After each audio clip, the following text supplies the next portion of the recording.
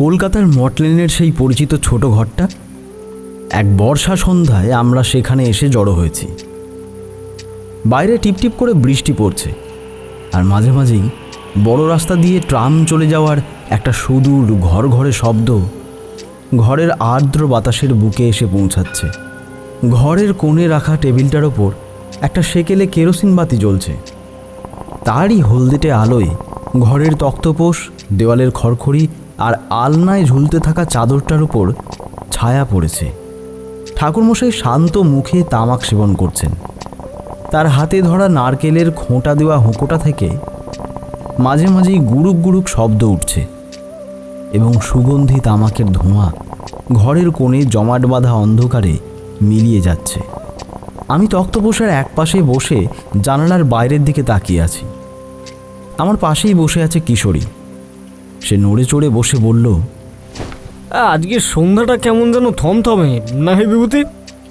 এই বলি, এমন দিনে ঠাকুর মশাইয়ের যদি একটা ভালো গল্প না জমান, তবে এই বৃষ্টির শব্দ শুনতে শুনতে ঘুমিয়ে পড়া ছাড়া আর কোনো গতি নেই। আমি হেসে বললাম, ঠাকুরমশাইয়ের ঝুলিতে গল্পের অভাব নেই কিশোরী, তবে তিনি আজ বড় নীরব। হুঁকোটার দিকে যেভাবে তাকিয়ে আছেন, মনে হচ্ছে কোনো গভীর কথা ভাবছেন। ঠাকুরমশাই মুখ থেকে নলটি নামিয়ে মৃদু হাসলেন। তিনি আমাদের দিকে তাকিয়ে বললেন, ভাবনা তো মানুষের চিরকালের সঙ্গী হে বিভূতি। তবে আজকের এই বৃষ্টির শব্দে তোমাদের দেখে একটা পুরনো কথা মনে পড়ছিল। ঠিক এই সময় বাইরের দরজায় একটা মৃদু কড়াঘাত হলো। কিশোরী উঠে গিয়ে দরজা খুলতেই দেখা গেল বর্ষাতে গায়ে জড়ানো এক ডাক পিয়ন দাঁড়িয়ে আছে। তার হাত থেকে একটা চিঠির খাম নিয়ে কিশোরী দরজা বন্ধ করল। খামটি বেশ পুরনো, হলদেটে, এবং তার উপর বড় বড় অক্ষরে বেনারসের ডাকঘরের মোহর মারা। কিশোরী খামটি ঠাকুরমশাইয়ের হাতে দিয়ে বলল, আপনার নামে চিঠি ঠাকুরমশাই? বলি, তাও আবার বেনারস থেকে এসেছে? ঠাকুরমশাই চিঠিটি হাতে নিয়ে আলোর কাছে ধরলেন এবং খামটি খুললেন। চিঠির লেখাগুলোর ওপর চোখ বোলাতেই তার শান্ত মুখে এক আশ্চর্য কৌতূহল ফুটে উঠল। আমি জিজ্ঞাসা করলাম, কার চিঠি ঠাকুরমশাই? বেনারসের কোনো চেনা লোক? ঠাকুরমশাই চিঠিটি টেবিলের আলোর কাছে ধরে পড়তে লাগলেন এবং পড়া শেষ করে এক দীর্ঘশ্বাস ফেললেন। তিনি বললেন, বেনারসের গঙ্গা তীরের এক বনেদি জমিদার বাড়ি থেকে রুদ্রনারায়ণ বাবু লিখেছেন। বড় বিপদে পড়েছেন তারা। কিশোরী এক ধাপ এগিয়ে এসে বলল, কি বিপদ ঠাকুরমশাই? বেনারসে জমিদার বাড়িতে আবার কি হলো? ঠাকুরমশাই চিঠির বিষয়বস্তু আমাদের ভেঙে বলতে লাগলেন। সেই বনেদি জমিদার পরিবারের প্রবীণা মাতৃমূর্তি ননিবালা দেবী, যাকে বাড়ির সকলে গভীর শ্রদ্ধা ও স্নেহের চোখে দেখে, তিনি নাকি দীর্ঘদিন ধরে এক অদ্ভুত অজ্ঞাত অসুস্থতায় ভুগছেন। চিকিৎসকেরা তার রোগের কোনো কুলকিনারা করতে পারছেন না। কিন্তু কেবল শারীরিক অসুস্থতাই শেষ কথা নয়, সেই সুপ্রাচীন বাড়িতে ইদানিং নানা অস্বাভাবিক কাণ্ডকারখানা ঘটতে শুরু করেছে। গভীর রাত্রে যখন সারা শহর ঘুমে নিঝুম, তখন নাকি অন্দরের ফাঁকা দালানে স্পষ্ট কারো ভারী পায়ের শব্দ শোনা যায়। শুধু তাই নয়, খিল বন্ধ করা ভারী কাঠের দরজাগুলো মধ্যরাত্রে আপনা আপনি খুলে যায়। বাড়ির পুরনো বিশ্বস্ত চাকরবাকরেরা গভীর আতঙ্কে দিন কাটাচ্ছে।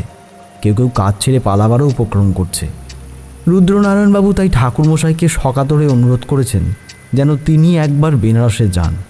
চিঠি শুনে আমি বললাম, ঠাকুরমশাই, এটা তো সাধারণ মানুষের মনের ভয়ও হতে পারে না? পুরনো বড় বাড়িতে কত রকমের হাওয়া বাতাসের শব্দ হয়, চামচিকে ডানা ঝাপটানির শব্দ হয়, সেগুলোকে লোকে ভূত ভেবে ভুল করে না?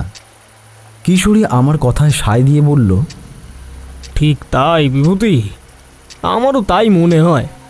জমিদার বাড়ির বুড়ো গিন্নির অসুখ দেখে ওই বাকিদের মনটা দুর্বল হয়ে পড়েছে, তাই দরজা খোলার শব্দকেও অলৌকিক কিছু ভাবছে।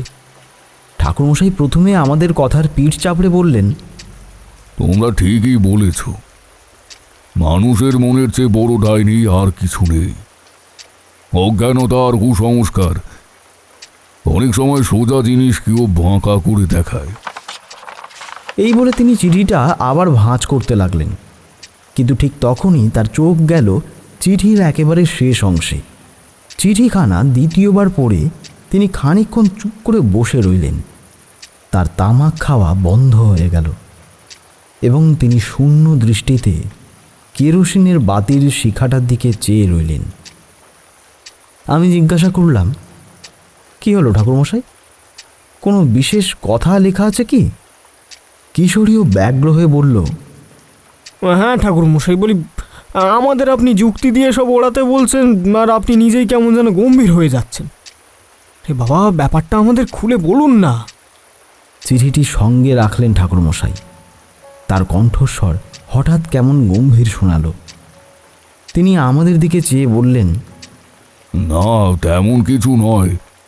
রুদ্রনারায়ণ বাবু আমার এক পরিচিতির পূর্বপুরুষদের কথা লিখেছেন। তোমরা তো ব্যস্ত হও না, রাত অনেক হয়েছে, এবার তোমরা বাড়ি যাও। আমরা বুঝলাম ঠাকুরমশাই ইচ্ছা করেই বিষয়টি এড়িয়ে গেলেন। তিনি আর একটি শব্দ উচ্চারণ করলেন না।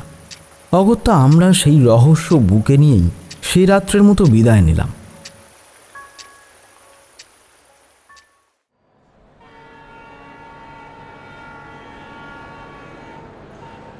পরদিন সকালে আমরা তিনজন বেনারসের উদ্দেশ্যে রেলে চড়লাম। কলকাতার কোলাহল ছেড়ে রেলগাড়ি যখন খোলা মাঠের বুক চিরে ধাবিত হতে লাগলো, আমার ও কিশোরীর মনে তখন নানা প্রশ্ন। রেলের কামরায় চাকার খটখট শব্দের মধ্যে আমি কিশোরীকে বললাম, ঠাকুরমশাই কাল রাতে ওই চিঠিটা দুবার পড়ে কেন এমন চুপ করে গেলেন বলো তো? তুমি কিছু বুঝতে পারলে কিশোরী? কিশোরী জানলা দিয়ে বাইরে চেয়েছিল। সে মুখ ফিরিয়ে বলল, আমিও কাল থেকে ওটাই ভাবছি, বুঝলে বিভূতি। নিশ্চয়ই ওই চিঠিতে এমন কোনো বিষয়ের ইঙ্গিত ছিল যা আমাদের পক্ষে তো বোঝা সম্ভব নয়, কিন্তু ঠাকুর মশাই তো মুখও খুলবেন না। পরের দিন ভোরবেলা আমরা বেনারসে নামলাম।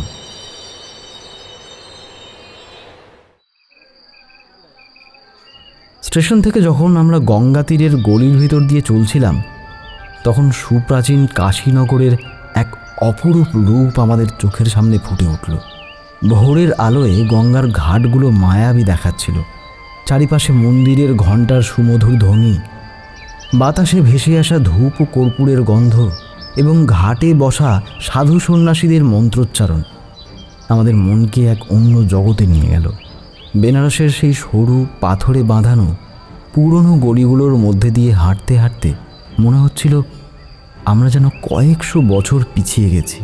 প্রতিটি প্রাচীন দেওয়াল আর ইটের খাঁজে যেন বহু যুগ আগের ইতিহাস আর রহস্য ঘনীভূত হয়ে রয়েছে। অবশেষে আমরা রুদ্রনারায়ণ বাবুদের সেই প্রাচীন বাসভবনের সামনে এসে দাঁড়ালাম। বাড়িখানা দেখলেই বোঝা যায় এককালে এ বংশের ঐশ্বর্যের অন্ত ছিল না। এক কথায় রাজবাড়ি বলা যায়। সদর দরজার বিশাল কাঠের পাল্লা দুটি কালো কুচকুচে, তাতে পিতলের বড় বড় পেরেক লাগানো। বাড়ির ভেতর ঢোকা মাত্রই এক গম্ভীর পরিবেশ আমাদের চারিপাশে দানা বেঁধে উঠল। বিশাল উঠান, তার চারিপাশে খিলান দেওয়া বারান্দা এবং দেওয়ালের গায়ে ঝুলিয়ে রাখা পূর্বপুরুষদের তৈলচিত্রগুলো অতীতের কথা মনে করিয়ে দেয়। কিন্তু এখন চারিপাশে কেমন একটা থমথমে নীরবতা, যেন কোনো অদৃশ্য আশঙ্কার ছায়া বাড়িটির উপর পড়ে আছে। বৈঠকখানায় আমাদের অভ্যর্থনা জানালেন পরিবারের সদস্যরা। রুদ্রনারায়ণবাবু বড় ভাই, অত্যন্ত ভদ্র ও গম্ভীর প্রকৃতির মানুষ। তার ছোট ভাই শিবনারায়ণবাবু খানিকটা চঞ্চল, চোখে মুখে আশঙ্কার ছাপ স্পষ্ট। রুদ্রনারায়ণবাবুর এক বিধবা কন্যা আছেন, তার নাম কুমুদিনী দেবী। তিনি শান্ত মুখে একপাশে দাঁড়িয়েছিলেন। রুদ্রনারায়ণবাবুর যুবক পুত্র অনিরুদ্ধ এবং অনিরুদ্ধের বোন গৌরীও সেখানে উপস্থিত ছিল। গৌরী আমাদের জন্য জলযোগের ব্যবস্থা করল। রুদ্রনারায়ণবাবু ঠাকুরমশাইয়ের হাত দুটি ধরে বললেন, ঠাকুরমশাই, আপনি এসেছেন, আমাদের বড় ভরসা হলো। বাড়ির অবস্থা একেবারে ভালো নয় ঠাকুরমশাই। মা দিন দিন যেন কেমন ক্ষীণ হয়ে যাচ্ছেন, অথচ কোনো অসুখও ধরা পড়ছে না।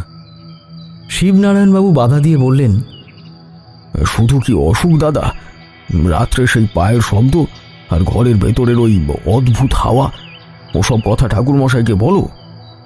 ঠাকুরমশাই শান্ত মুখে সকলের কথা শুনলেন। তিনি বললেন, আপনারা স্থির হন, আমি আগে প্রবীণা মাকে একবার দেখতে চাই।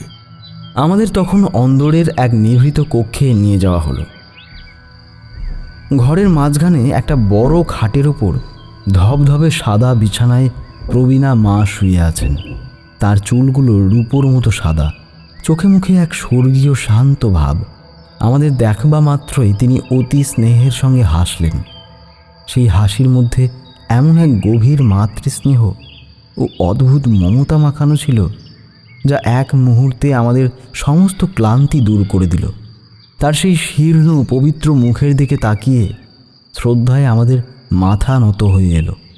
তিনি অতি দুর্বল গলায় হাত বাড়িয়ে বললেন, বাবা, তোমরা কলকাতা থেকে অত কষ্ট করে এই বুড়িকে দেখতে এসেছো, বসো বাবা বসো। তিনি ঠাকুরমশাইয়ের দিকে চেয়ে বললেন, আমার তো কোনো অসুখ নেই বাবা, এরা অনার্থক ভয় পেয়েছে, তাই তোমাকে এত দূর থেকে আনিয়েছে। আমরা কিছুক্ষণ তার পাশে বসে গল্প করলাম। কিছুক্ষণ পর আমরা যখন ঘর থেকে বিদায় নিয়ে বাইরে বেরিয়ে আসব, ঠিক তখনই ঘটল সেই ঘটনাটা। ঠাকুরমশাই নমস্কার জানিয়ে পিছিয়ে আসছিলেন। হঠাৎই তার চোখ পড়ল প্রবীণা মায়ের ডান হাতের দিকে।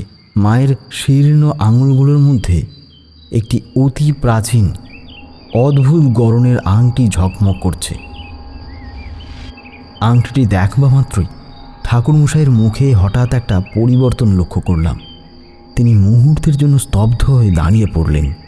আমি চকিত হয়ে ফিসফিস করে জিজ্ঞাসা করলাম, ঠাকুরমশাই কি দেখলেন?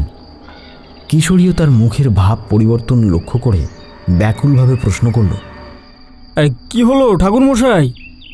বলি আংটিটার দিকে অমনভাবে তাকিয়ে আছেন কেন? কিন্তু ঠাকুরমশাই আমাদের কোনো উত্তর দিলেন না। তিনি কেবল অত্যন্ত গম্ভীর মুখে সেই প্রাচীন আংটিটির দিকে একবার তাকিয়ে রইলেন। মায়ের ঘর থেকে বেরিয়ে আসার পর থেকেই ঠাকুরমশাই কেমন যেন অস্বাভাবিক রকমের শান্ত হয়ে গেলেন। তাঁর সেই চেনা কৌতুকী ভাব কিংবা তামাকের ধোঁয়ার সঙ্গে সহজ গল্প বলার যে ভঙ্গি, তা এক মুহূর্তে কোথায় হারিয়ে গেছে। অন্দরের দীর্ঘ বারান্দা দিয়ে যখন আমরা বৈঠকখানার দিকে হেঁটে আসছি, তখন তার মুখের গম্ভীর লেখাগুলো দেখে আমার বুকের ভিতর কেমন একটা অস্বস্তি হতে লাগলো। কিশোরী আমার চেয়ে কিছুটা চঞ্চল। সে আর থাকতে না পেরে একটু এগিয়ে গিয়ে ফিসফিস করে বলল, ঠাকুরমশাই বলি আংটিটা দেখে আপনার অমন ভাব হলো কেন? এই পুরনো পাথরের আংটিটার মধ্যে কিছু কি দেখতে পেলেন নাকি আপনি? ঠাকুরমশাই থামলেন না। ধীর পায়ে হাঁটতে হাঁটতেই আমাদের দিকে না তাকিয়ে অত্যন্ত নিচু গলায় বললেন, অনেক পুরনো জিনিসের ইতিহাস তার চেহারার চেয়ে বড় হয়। তোমরা অযথা চঞ্চল হইও না। এর বেশি তিনি আর একটি শব্দও উচ্চারণ করলেন না। আমরা বৈঠকখানায় ফিরে এলাম। বাইরে বাতাস একেবারে স্তব্ধ। বর্ষার চেনা টিপটিপ বৃষ্টিও এখন নেই। ঘরের দেওয়ালে ঝোলানো তেল রঙের ছবিগুলোর ওপর সেকেলের ঝাড়বাতির আলো পড়ে এক মায়াবী ছায়ার সৃষ্টি করেছে। বড় ভাই রুদ্রনারায়ণবাবু, তার ছোট ভাই শিবনারায়ণবাবু, প্রবীণা মায়ের সেবায় নিয়োজিত বিধবা কন্যা কুমুদিনী দেবী এবং তরুণ অনিরুদ্ধ ও গৌরী সবাই সেখানে উপস্থিত আছেন। রুদ্রনারায়ণবাবু একটি দীর্ঘশ্বাস ফেলে ঠাকুরমশাইয়ের দিকে চেয়ে বললেন, ঠাকুরমশাই, আপনাকে সব খুলে বলা দরকার। গত কয়েক মাস ধরে এই বাড়িতে যা ঘটছে তা আমাদেরও সহ্যের বাইরে চলে গেছে, অথচ কাউকে ডেকে যে দেখাবো তারও তো উপায় নেই।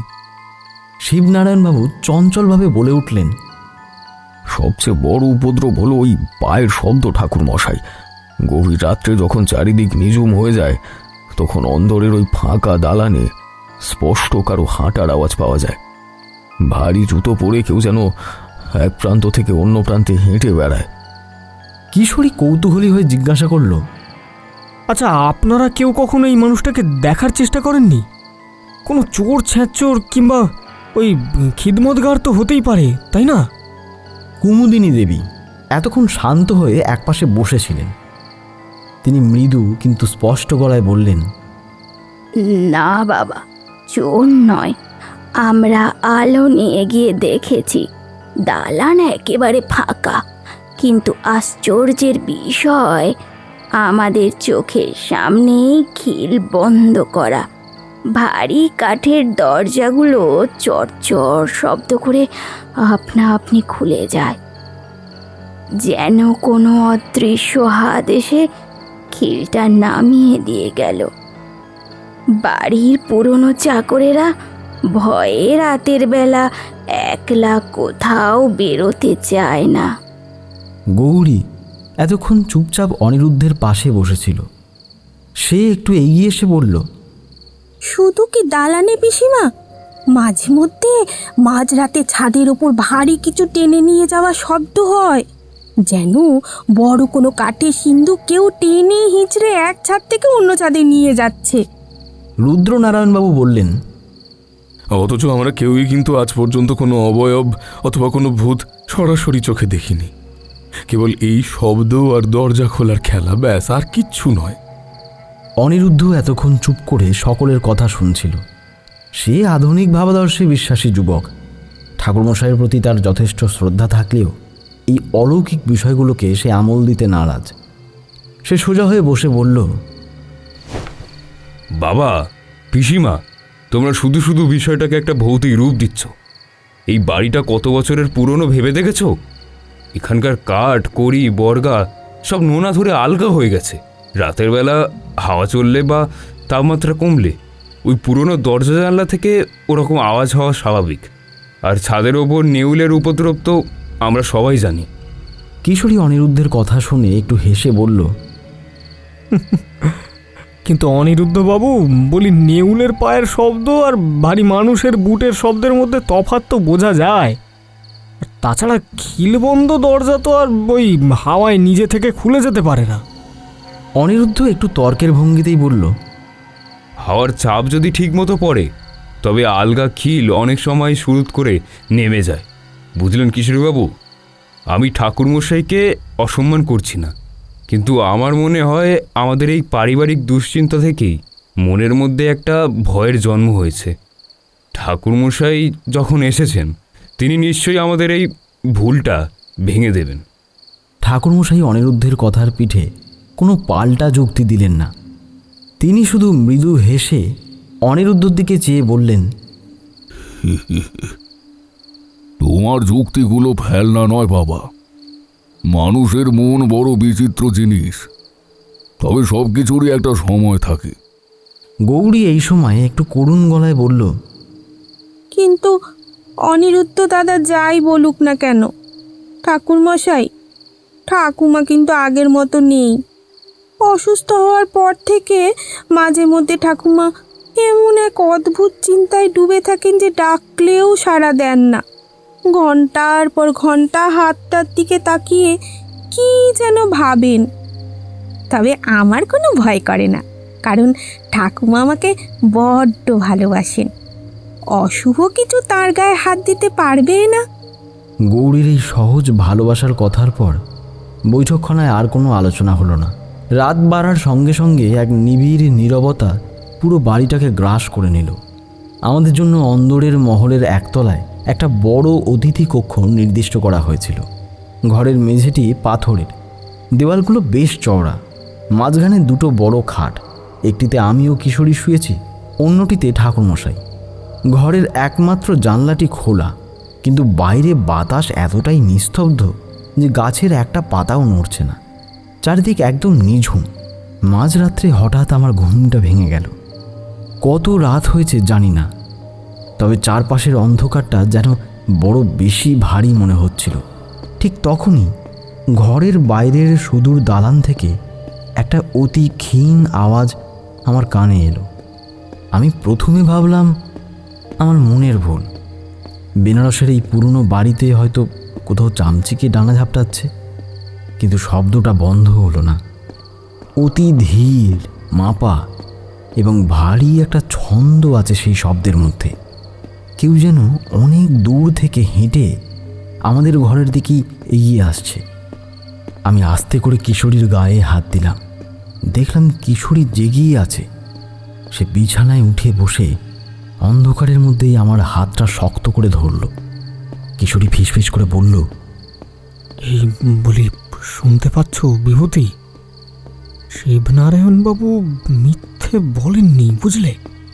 ঠিক এই সময় ঠাকুরমশাই বিছানায় উঠে বসলেন। ঘরের টিমটিমে কেরোসিন বাতির আলোয় দেখলাম তার মুখে কোনো উত্তেজনা বা ভয়ের লেশমাত্র নেই। তিনি অত্যন্ত শান্তভাবে খাট থেকে নেমে চটিজোড়া পায়ে দিলেন এবং টেবিল থেকে লণ্ঠনটা হাতে তুলে নিলেন। আমাদের দিকে তাকিয়ে ইশারায় বললেন তার সঙ্গে আসতে। আমরা তিনজন নিঃশব্দে ঘর থেকে বেরোলাম। লণ্ঠনের হলদেটে আলোয় সেই দীর্ঘ বারান্দা, অন্ধকার সিঁড়ির কোণ আর নিস্তব্ধ উঠানটা অদ্ভুত দেখাচ্ছিল। আমাদের পায়ের চটির শব্দ ছাড়া আর কোনো শব্দ হওয়ার কথা নয়, কিন্তু এই অদৃশ্য পায়ের আওয়াজটা ঠিক আমাদের 30-40 হাত সামনে থেকে ক্রমাগত এগিয়ে যাচ্ছিল। আমরা যত এগোচ্ছি শব্দটাও যেন ঠিক ততটাই দূরত্ব বজায় রেখে সামনে চলছে, অথচ লণ্ঠনের আলোয় যত দূর দেখা যায় সামনে কোনো মানুষের ছায়াও নেই। হাঁটতে হাঁটতে একসময় আমরা অন্দরের একেবারে শেষ প্রান্তে এসে পৌঁছালাম। সেখানে একটা পুরনো জীর্ণ কাঠের দরজা দাঁড়িয়ে আছে। দরজাটা বাইরে থেকে শিকল দিয়ে বন্ধ, তাতে একটা মূর্ছে ধরা মস্ত বড় তালা ঝুলছে। আশ্চর্যের বিষয়, ওই দরজার সামনে আসবা মাত্রই সেই রহস্যময় পায়ের শব্দটা হঠাৎ একদম বন্ধ হয়ে গেল। চারিদিক আবার আগের মতোই নিথর। ঠাকুরমশাই ধীর পায়ে এগিয়ে গেলেন। তিনি লণ্ঠনটা কিশোরীর হাতে দিয়ে নিজের ডান হাতখানা বাড়িয়ে দিলেন এবং সেই বন্ধ দরজার প্রাচীন কাঠের ওপর আলতো করে স্পর্শ করলেন। কিছুক্ষণ তিনি চোখ বন্ধ করে সেই কাঠের গায়ে হাত রেখে স্তব্ধ হয়ে দাঁড়িয়ে রইলেন, যেন কোনো না বলা ভাষা তিনি ওই জড়বস্তুটির কাছ থেকে বুঝে নেওয়ার চেষ্টা করছেন। আমি আর কিশোরী আড়ষ্ট হয়ে দাঁড়িয়ে রইলাম। কিছুটা সময় পার হওয়ার পর ঠাকুরমশাই হাতটা সরিয়ে নিলেন। লণ্ঠনের আলোয় তার মুখখানা আরও গম্ভীর দেখাচ্ছিল। তিনি আমাদের দিকে ফিরে অত্যন্ত মৃদু কিন্তু গভীর গলায় বললেন, এই বাড়িতে শুধু ভয় নয় বিভূতি, আরও কিছু আছে। যাকে এখন সেসব ভেবে লাভ নেই, ঘুমোতে চাই। আমি জিজ্ঞাসা করতে যাচ্ছিলাম কি আছে ঠাকুর, কিন্তু তিনি হাত তুলে আমাকে থামিয়ে দিলেন এবং আর কোনো কথা না বলে ঘরের দিকে পা বাড়ালেন। আমরাও নিঃশব্দে তাকে অনুসরণ করলাম। ভোরের আলো ফোটার কিছু আগে আমরা যখন ঘরে ফিরে এলাম, কিশোরী ক্লান্তিতে বিছানায় শোবামাত্রই ঘুমিয়ে পড়ল, কিন্তু আমার চোখে আর ঘুম এলো না।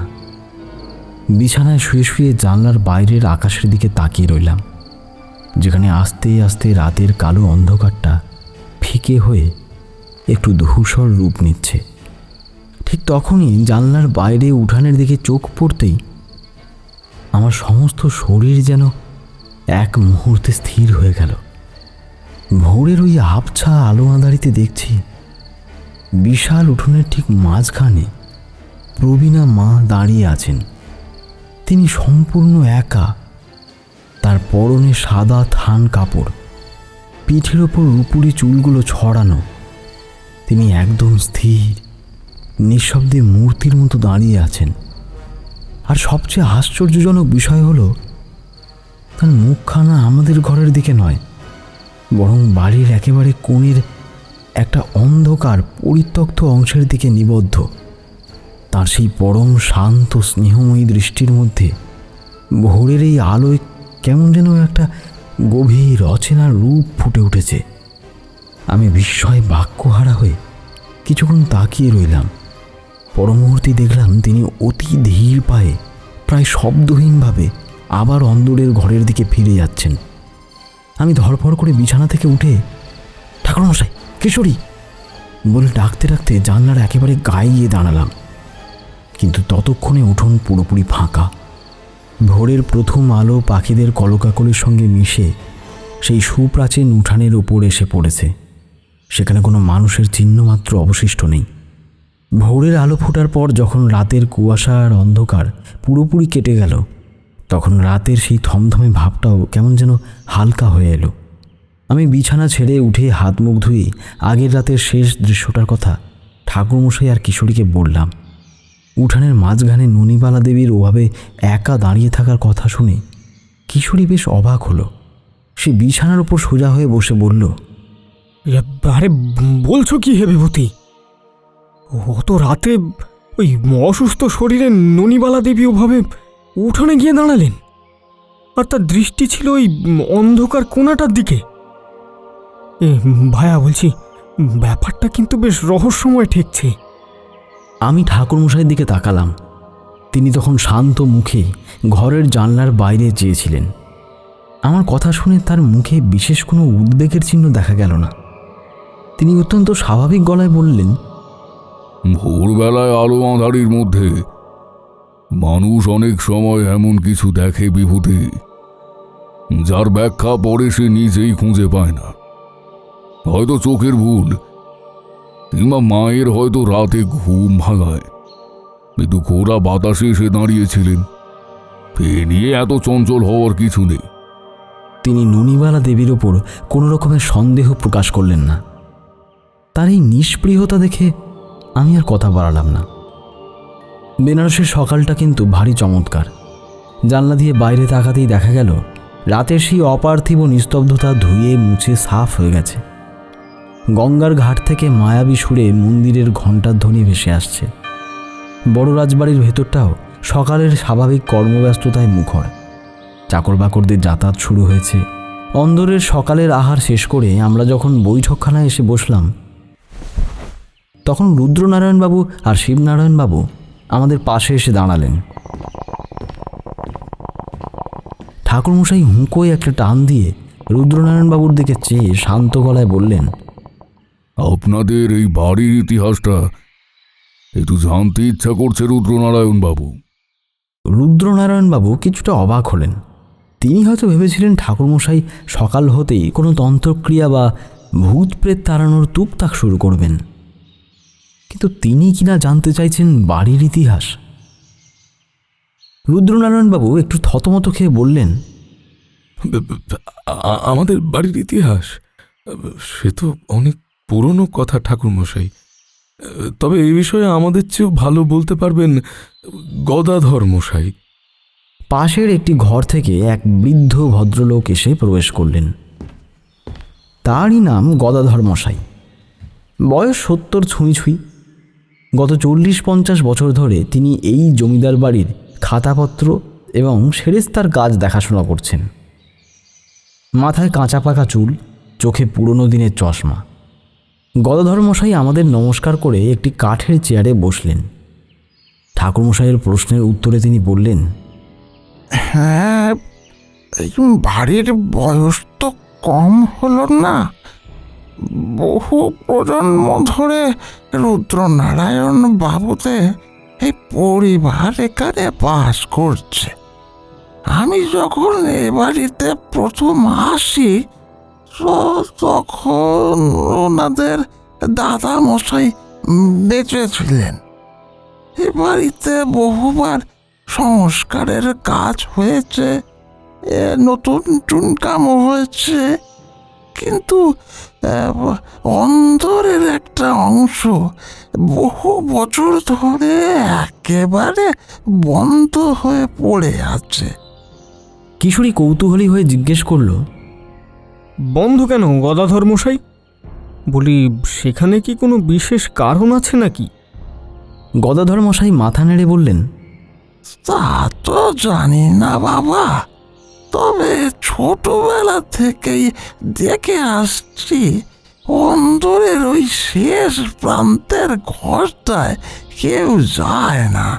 ওটা ওইভাবেই খিল বন্ধ অবস্থায় পড়ে আছে। ঠিক এই সময় ঠাকুরমশাই অত্যন্ত স্বাভাবিক এবং উদাসীন ভঙ্গিতে একটা প্রশ্ন তুললেন। তিনি বললেন, আচ্ছা রুদ্রনারায়ণ বাবু, কাল মায়ের অর্থাৎ ননিবালা দেবীর হাতে একটা প্রাচীন আংটি দেখলাম, ওখানা কি বহুদিনের? রুদ্রনারায়ণবাবু হাসলেন। তিনি বললেন, হ্যাঁ ঠাকুরমশাই, ওটা আমাদের বংশের একটা পুরনো সম্পদ। প্রজন্মের পর প্রজন্ম ধরে ওটা পরিবারের প্রধানদের কাছে চলে এসেছে। ঠিক কতটা পুরনো তা আমরাও জানি না। মা ওটাকে বড় ভালোবাসেন, তাই অসুস্থ হওয়ার পর থেকে সবসময় ওটা আঙুলেই পড়ে থাকেন। পাশে বসা গদাধর মশাই চশমাটা নাকের উপর ঠিক করে নিয়ে বললেন, হ্যাঁ, ছোটবেলায় আমি যখন রুদ্রনারায়ণ বাবুর ঠাকুরদাকে দেখতাম, তার হাতেও ওই ঠিক একই রকম আংটি জল করত। ওটা আমাদের এই বংশের এক অদ্ভুত ঐতিহ্য। দুপুরের দিকে বাড়িটা যখন কিছুটা নিঝুম, তখন ঠাকুরমশাই, আমি আর কিশোরী অন্দরের অলিন্দ দিয়ে ঘুরতে ঘুরতে পূর্বপুরুষদের পুরনো ছবিগুলো দেখছিলাম। দেওয়ালে সার দিয়ে ঝুলছে মস্ত মস্ত সব তৈলচিত্র, তাদের উপর ধুলো আর সময়ের আস্তরণ পড়েছে। আবঝা আলোয় ছবিগুলোর দিকে তাকাতে তাকাতে এক জায়গায় এসে ঠাকুরমশাই হঠাৎ থমকে দাঁড়ালেন। একটা অন্তত 150 বছরের পুরনো তৈলচিত্রের সামনে তিনি দাঁড়িয়ে আছেন। ছবির মানুষটি এক প্রাচীন জমিদার, তার চোখের চাউনিতে এক তীব্র রাজকীয় তেজ। কিন্তু আমার চোখ সেদিকে গেল না। আমার দৃষ্টি গেল তার ডান হাতের আঙুলটার দিকে। আমি বিস্মিত হয়ে দেখলাম তার আঙুলেও ঠিক একই রকম অদ্ভুত গড়নের প্রাচীন আংটিটি খোদাই করা রয়েছে। কিশোরীয় ছবিটার দিকে ঝুঁকে পড়ে অবিকল একই জিনিস লক্ষ্য করল। সে চাপা গলায় বলল, এই বিভূতি, দেখেছো? সেই এক আংটি। ঠাকুরমশাই কোনো মন্তব্য করলেন না। তিনি কিছুক্ষণ স্তব্ধ হয়ে ছবিটার দিকে তাকিয়ে রইলেন। তার মুখের ভাব দেখে বোঝা যাচ্ছিল তিনি মনে মনে কোনো কিছুর সূত্র মেলাবার চেষ্টা করছেন। ঠিক এখনই অনিরুদ্ধ আমাদের পিছনে এসে দাঁড়িয়েছিল। সে আমাদের বিস্ময় দেখে মৃদু হেসে বলল, একটা পুরনো পারিবারিক আংটি এতগুলো প্রজন্ম ধরে থাকতেই পারে কিশোরবাবু। এর মধ্যে আশ্চর্যের কি আছে? ধনী পরিবারে এমন বহু গয়না বংশানুক্রমিকভাবে মায়ের হাত থেকে মেয়ের হাতে বা ছেলের হাতে ঘোরে। এর মধ্যে রহস্য খোঁজা বৃথা। অনিরুদ্ধের কথায় যথেষ্ট যুক্তি ছিল। আমার নিজেরও মনে হলো একটি বনেদি পরিবারে এমন পুরনো গয়না থাকাটা তো খুবই স্বাভাবিক ঘটনা। এর মধ্যে অলৌকিক কিছু ভাবাটা আমাদেরই মনের বহুল। বিকেলের দিকে ঠাকুরমশাই বাড়ির এক কোণে অবস্থিত একটি পুরনো মাহফিজখানার মতো ঘরে গেলেন।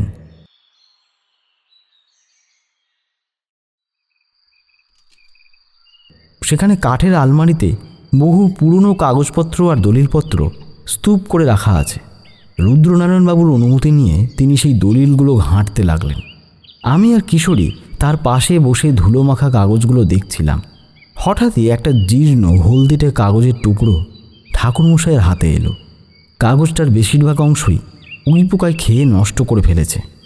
একদিকের কোণটা পুড়ে কালো হয়ে গেছে, কিন্তু আশ্চর্যের বিষয় সেই নষ্ট হয়ে যাওয়া কাগজের একপাশে কালির টানে একটি আংটির ছবি আঁকা রয়েছে। অবিকল ননিবালা দেবীর হাতের আংটিটা। তার পাশে প্রাচীন লিপিতে কিছু লেখা ছিল, কিন্তু কাগজটা এতটাই নষ্ট হয়ে গেছে যে সেই লেখার একটা অক্ষরও পড়ার উপায় নেই। তবে এটুকু স্পষ্ট বোঝা যাচ্ছিল যে কোনো সাধারণ অলংকারের ছবি ওভাবে দলিলে বা কাগজে এঁকে রাখা হয় না। সন্ধ্যার কিছু আগে ঠাকুরমশাই একা অন্দরের শান্ত বারান্দায় একটা কাঠের ইজি চেয়ারে বসে আছেন। চারপাশ আবার ধীরে ধীরে আবছা অন্ধকারে ঢেকে যাচ্ছে। আমি তার কাছে গিয়ে দাঁড়ালাম। ঠাকুরমশাই সেই জীর্ণ দলিলখানার দিকে তাকিয়ে অত্যন্ত ধীর এবং গম্ভীর গলায় বললেন, কোনো কোনো জিনিসের রহস্য তার অস্তিত্বে নয় বিভূতি, রহস্য লুকিয়ে থাকে। সে কতদিন ধরে টিকে আছে তার মধ্যে। আমি তার এই গূঢ় কথার কোনো অর্থ বুঝতে পারলাম না। কিছু একটা জিজ্ঞেস করতে যাব, ঠিক তখনই অন্দরমহলের দিক থেকে একজন চাকর হন্তদন্ত হয়ে ছুটে এলো।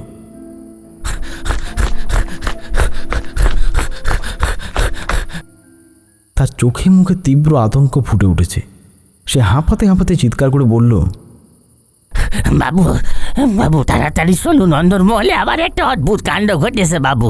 বাবু তাড়াতাড়ি চলুন বাবু। ঠাকুরমশাই এক মুহূর্তে চেয়ার ছেড়ে সোজা হয়ে দাঁড়ালেন। তার চোখের দৃষ্টি আবার তীক্ষ্ণ হয়ে উঠল। চাকরের সেই আতঙ্কিত চিৎকার শুনে বৈঠকখানায় বসা আমরা প্রত্যেকেই এক মুহূর্তে চঞ্চল হয়ে উঠলাম। ঠাকুরমশাই ধীর স্থিরভাবে চেয়ার ছেড়ে উঠলেন এবং আমরা সবাই রুদ্রনারায়ণবাবু ও শিবনারায়ণবাবুর পিছু পিছু দ্রুত অন্দরমহলের দিকে ছুটে গেলাম। সেখানে পৌঁছাতেই দেখা গেল বাড়ির অন্য চাকরবাকর আর পরিচারিকারা ননিবালা দেবীর ঘরের সামনে জড়ো হয়ে ভয়ে ফিসফিস করছে। রুদ্রনারায়ণবাবু সামনে এগিয়ে গিয়ে বললেন, কি হয়েছে রে, এত চেঁচামেচি কিসের? সুবালা নামে এক মাঝবয়সী পরিচারিকা ঘরের এক কোণে স্তম্ভিত হয়ে দাঁড়িয়ে কাঁপছিল। সে আমতা আমতা করে বলল, বড় বাবু, একটু আগে আমি যখন ওদিকে বারান্দা দিয়ে আসছিলাম তখন স্পষ্ট দেখলাম বুড়িমা সেই ঘুটঘুটে অন্ধকারে ওদিকে শেষ প্রান্তের ঘরের দিকে হেঁটে যাচ্ছেন, পরনে সেই সাদা কাপড়।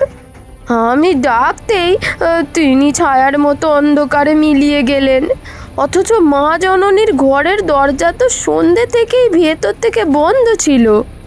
সবাই মহাবিভ্রান্তিতে পড়ে গেল। শিবনারায়ণবাবু আর দেরি না করেই ননিবালা দেবীর ঘরের দরজায় ধাক্কা দিতে লাগলেন।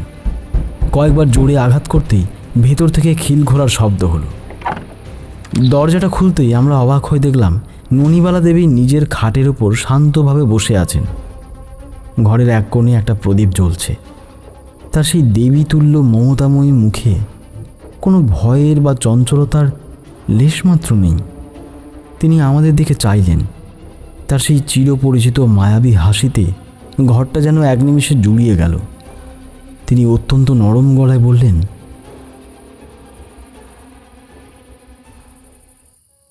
কি হয়েছে রে রুদ্র, তোরা সবাই এমন হন্তদন্ত হয়ে দরজায় ধাক্কা দিচ্ছিস কেন বাবা? রুদ্রনারায়ণবাবু ঘরের ভেতরটা একবার চোখ বুলিয়ে নিয়ে বললেন, মা, তুমি কি একটু আগে ঘরের বাইরে গিয়েছিলে? সুবালা যে বলল তোমাকে ওদিকের বারান্দায় দেখেছে। ননিবালা দেবী একটু অবাক হয়ে মাথা নাড়লেন।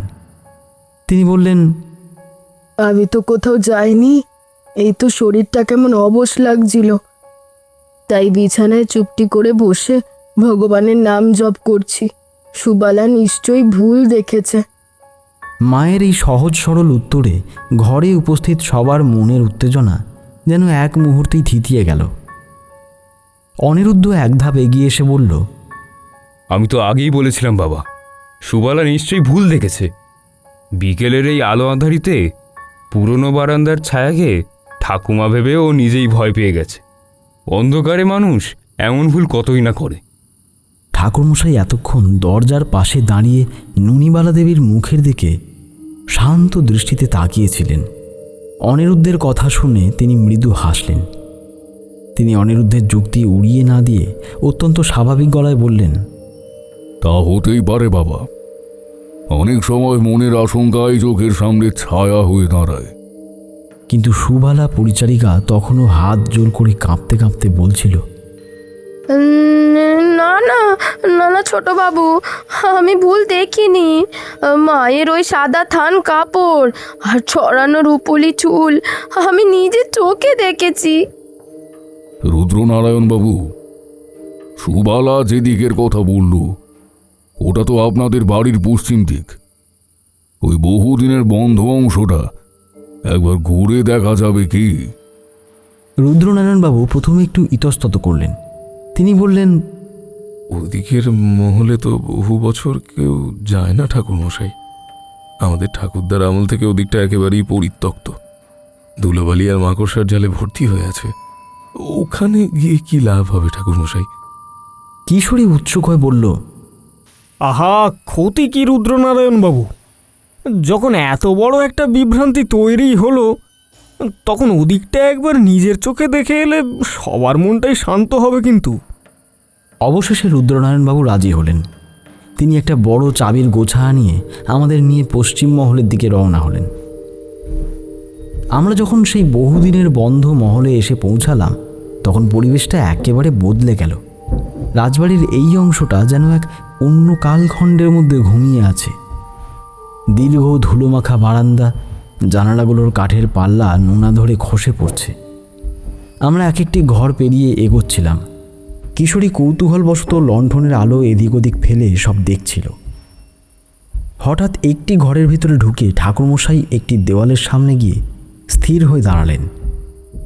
দেওয়ালের চুনকাম খসে প্রাচীন ইটগুলো বার হয়ে পড়েছে।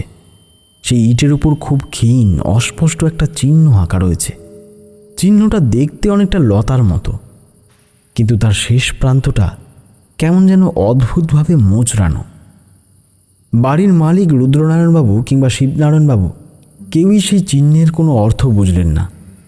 কিশোরী লণ্ঠনটা দেওয়ালের কাছে এগিয়ে নিয়ে গিয়ে বলল, ঠাকুরমশাই বলি, এটা কিসের চিহ্ন? কোনো পুরনো নকশা নাকি? আমিও কাছে গিয়ে ভালো করে দেখে বললাম, চিহ্নটা কিন্তু বেশ পুরনো মনে হচ্ছে। এর আকৃতিটা বড় অদ্ভুত। কিশোরী আবার জিজ্ঞেস করল, ঠাকুরমশাই বলি, আপনি কি এই চিহ্নটা আগেও কোথাও দেখেছেন নাকি? কিছু কি বুঝতে পারছেন? ঠাকুরমশাই কিছুক্ষণ গভীর মনোযোগ দিয়ে সেই ক্ষীণ চিহ্নটার দিকে তাকিয়ে রইলেন। তার চোখে এক আশ্চর্য পর্যবেক্ষণী ভাব ফুটে উঠেছিল, কিন্তু তিনি কিশোরীর প্রশ্নের কোনো সরাসরি উত্তর দিলেন না। তিনি শুধু হাত দিয়ে দেওয়ালের ধুলোটা একটু ঝেড়ে নিলেন, কিন্তু মুখে কোনো ব্যাখ্যা দিলেন না। পশ্চিম মহল থেকে ফিরে আসার পর সন্ধ্যার দিকে এক অদ্ভুত শান্ত দৃশ্য দেখলাম। ঠাকুরমশাই একা ননিবালা দেবীর ঘরে গিয়ে বসেছেন।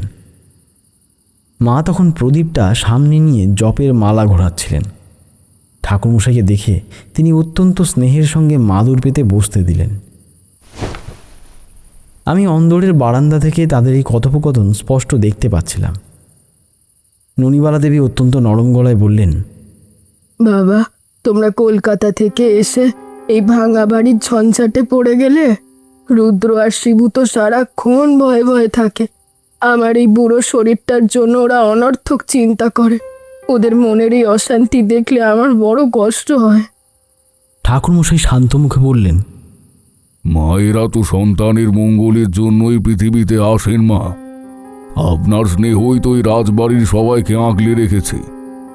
ননিবালা দেবী একটু দীর্ঘশ্বাস ফেলে বললেন, গৌরী মেয়েটা সারাদিন আমার পাশে বসে থাকে। ওর বিয়ে থা নিয়ে আমার বড় চিন্তা। আমি তো কদিনেরই বা অতিথি। আমি চলে গেলে এদের যে কি হবে। তার প্রতিটি কথার মধ্যে এক নিরীহ মমতাময়ী বৃদ্ধার ব্যাকুলতা জড়িয়েছিল। তার সেই পবিত্র রূপ দেখে আমার নিজেরই মনে হচ্ছিল এই মায়ের অস্তিত্বে কোনো অমঙ্গলের ছায়া থাকা অসম্ভব। সন্ধ্যা পেরিয়ে যখন রাত নামল, চারিপাশ আবার নিঝুম হয়ে গেল। রাতের আহারের পর আমি একটু ঘরের বাইরে এসেছিলাম। দেখলাম ঠাকুরমশাই একা সেই পশ্চিম মহলের অন্ধকার বারান্দার কাছাকাছি ধীর পায়ে হাঁটছেন। তার হাতটি পেছনে বাঁধা। তিনি যেন নিবিষ্ট মনে কিছু একটা পর্যবেক্ষণ করছেন। আমি দূর থেকে কোনো শব্দ না করে তাকে অনুসরণ করতে লাগলাম। হঠাৎ পশ্চিম মহলের সেই ঘুটঘুটে অন্ধকার করিডোরের মুখে এসে ঠাকুরমশাই থমকে দাঁড়িয়ে পড়লেন। চারিপাশের বাতাস তখন একেবারে নিথর, কোনো হাওয়ার শব্দও নেই। ঠিক তখনই সেই বন্ধ মহলের গভীর ভেতরের কোনো এক ঘর থেকে খুব মৃদু এক অদ্ভুত শব্দ আমাদের কানে এলো। শব্দটা যেন কোনো ভারী কাঠের ওপর ধীরে ধীরে অন্য কিছু ঘষে যাওয়ার শব্দ।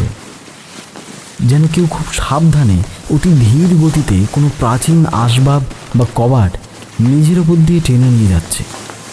ঠাকুরমশাই এক মুহূর্ত দেরি না করে সেই জীর্ণ বন্ধ দরজাটার কাছে এগিয়ে গেলেন।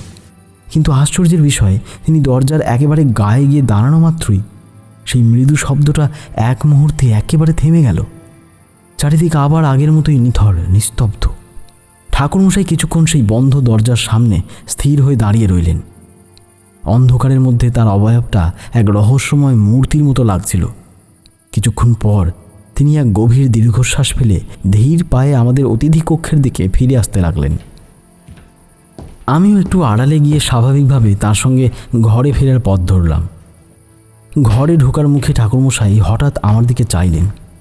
লণ্ঠনের আবছা আলোয় তার মুখখানা গম্ভীর দেখালো। তিনি শুধু একবার বললেন, যে ঘর মানুষ ভুলে যায় সে ঘর সবসময় মানুষকে ভোলে না বিভূতি। আমি কোনো কথা বলতে পারলাম না। ঠাকুরমশাই এখানে আসার পর থেকে কম কথা বলছেন।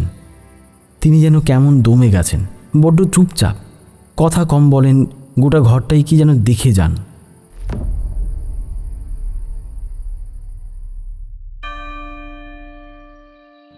পরদিন সকালে বেনারসের আকাশ বেশ পরিষ্কার। সকালের জলযোগ শেষ হতেই ঠাকুরমশাই বৈঠকখানায় ডেকে পাঠালেন বৃদ্ধ গদাধর মশাইকে। গদাধর মশাই তার চশমাটা কোঁচার কাপড় দিয়ে ভালো করে মুছে চোখে পড়ে আমাদের সামনে বসলেন। ঠাকুরমশাই হুঁকোয় একটা মৃদু টান দিয়ে জিজ্ঞেস করলেন,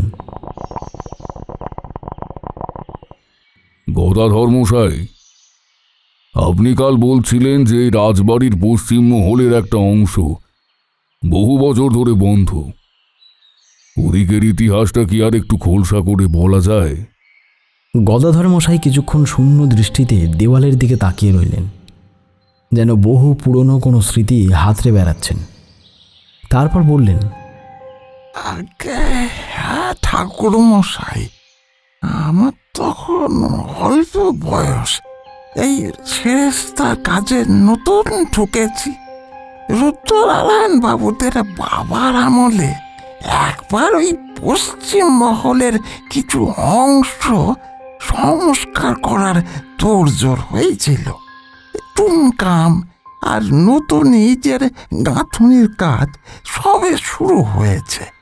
এমন সময় রাজমিস্ত্রি আর কুলিদের মধ্যে এক অদ্ভুত গুজব ছড়িয়ে পড়ল।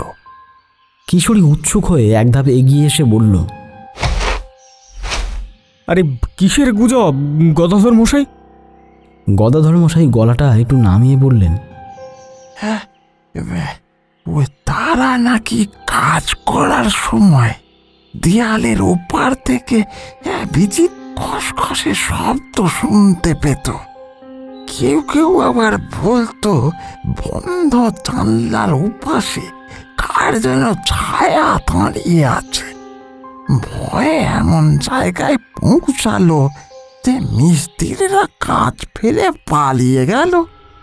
শেষমেশ বড়বাবু হুকুম দিলেন ওনাদের ঘরগুলোর মুখ ইটের চওড়া কাঁথুনি তুলে চিরকালের মতো বন্ধ করে দিতে। কেন এমন করা হয়েছিল তার আসল হদিশ আমিও জানি না বাবা। গদাধর মশাইয়ের এই কথা শোনার পর কিশোরী আর স্থির থাকতে পারল না। সে ঠাকুরমশাইয়ের দিকে চেয়ে বলল, ঠাকুরমশাই বলি, কাল রাতে আমরা যে শব্দটা শুনলাম তার সঙ্গে এই দেওয়াল বন্ধ করার নিশ্চয়ই কোনো যোগ রয়েছে। আমাদের ওদিকটা আর একবার ভালো করে পরীক্ষা করে দেখা উচিত নয় কি? ঠাকুরমশাই কোনো উত্তর দিলেন না। কেবল তার চোখের দৃষ্টিতে এক গভীর কৌতূহল ফুটে উঠল। তিনি রুদ্রনারায়ণ বাবুর দিকে চেয়ে বললেন, যদি আপনার অনুমতি থাকে তবে আমরা আজই ওই বন্ধ অংশের দেওয়ালগুলো একটু খতিয়ে দেখতে চাই। রুদ্রনারায়ণ বাবু কিছুক্ষণ চিন্তা করে বললেন, হ্যাঁ ঠাকুরমশাই, আপনার যা ভালো মনে হয় আপনি করুন। আমাদের এই বংশের শান্তি যদি ওখানেই লুকিয়ে থাকে তবে আমার তাতে কোনো আপত্তি নেই। দুপুরের দিকে আমরা আবার সেই পরিত্যক্ত পশ্চিম মহলে গিয়ে উপস্থিত হলাম। এবার আমাদের সঙ্গে ছিলেন রুদ্রনারায়ণবাবু, অনিরুদ্ধ এবং একজন প্রবীণ রাজমিস্ত্রি যার নাম ভৈরব। ভৈরব বহু বছর ধরে এই রাজবাড়ির মেরামতির কাজ করে আসছে। ধুলো আর মাকড়সার জালে ভরা সেই দীর্ঘ বারান্দা পেরিয়ে আমরা কাল রাতের সেই বন্ধ দরজার কাছাকাছি এলাম। কিশোরী অত্যন্ত চঞ্চল প্রকৃতির যুবক। সে লণ্ঠনের আলোটা হাতে নিয়ে দেওয়ালের গা ঘেঁষে হাঁটতে হাঁটতে হঠাৎ নিজের হাতের আঙুল দিয়ে ঠকঠক করে আঘাত করতে লাগলো। কয়েকটি ইটের উপর আঘাত করার পর হঠাৎ একটা জায়গায় এসে শব্দের ধরনটা বদলে গেল। অন্য সব জায়গায় যেখানে ভারী এবং নিরেট আওয়াজ হচ্ছিল সেখানে একটা নির্দিষ্ট অংশের ইটগুলোতে আঘাত করতেই এক ফাঁপা শূন্য শব্দ ভেসে এলো। ঠাকুরমশাই দ্রুত এগিয়ে গেলেন। তিনি নিজের হাতখানা দেওয়ালের সেই অংশে রাখলেন এবং কয়েকবার মৃদু করাঘাত করলেন। তার মুখখানা গম্ভীর হলো। তিনি পাশে দাঁড়িয়ে থাকা বৃদ্ধ রাজমিস্ত্রি ভৈরবের দিকে চাইলেন। ভৈরব বড় একটা হাতুড়ি দিয়ে দেওয়ালের সেই অংশটা একটু ঠুকে দেখলেন। তারপর মাথা নেড়ে নিশ্চিত গলায় বলল, বড় বাবু, এই অংশের পিছনে নির্ঘাত কোনো ফাঁকা জায়গা আছে। এটা সাধারণ দেওয়াল নয়, পরে ইটের গাঁথুনি দিয়ে মুখের অংশটা একেবারে ঢেকে দেওয়া হয়েছে। বলো কি ভৈরব, এর পেছনে আবার ফাঁকা ঘর কোত্থেকে আসবে? ঠাকুরমশাই রুদ্রনারায়ণ বাবুর দিকে তাকিয়ে বললেন, ভেঙে বেলা হোক, সত্যিটা চোখের সামনে আসা দরকার। বড়বাবুর হুকুমে ভৈরব হাতুড়ি চালাতে শুরু করলো। পুরনো চুনকামের স্তর খসে খসে পড়তে লাগলো, আর একের পর এক ইটের টুকরো আলগা হয়ে মেঝের উপর খসে পড়তে শুরু করলো। চারিদিকে ধুলোবালিতে একেবারে অন্ধকার হয়ে উঠল। আমরা সবাই রুমাল দিয়ে নাক মুখ চেপে ধরে সাগ্রহে অপেক্ষা করতে লাগলাম। প্রায় আধ ঘন্টা খাটুনির পর দেওয়ালের মাঝে একটা মস্ত বড় ফাটল তৈরি হলো। ভৈরব শেষ ইটটা সরিয়ে নিতেই লণ্ঠনের আলোয় দেখা গেল সেই প্রাচীন দেওয়ালের পিছনে সত্যি একটি ছোট জানলাবিহীন গোপন কক্ষ লুকিয়ে আছে। আমরা অত্যন্ত সাবধানে সেই ঘরের ভেতর পা রাখলাম। ঘরটি যে বহু বছর ধরে বন্ধ তা এক নজরেই বোঝা যায়। চারিপাশে ঘন ধুলোর আস্তরণ পড়েছে, মাথার উপর জট পাকিয়ে আছে বড় বড় মাকড়সার জাল। বাতাসে এক তীব্র স্যাঁতস্যাঁতে গন্ধ, যেন বহু যুগ ধরে সেখানে বাইরের আলো হাওয়া প্রবেশ করেনি।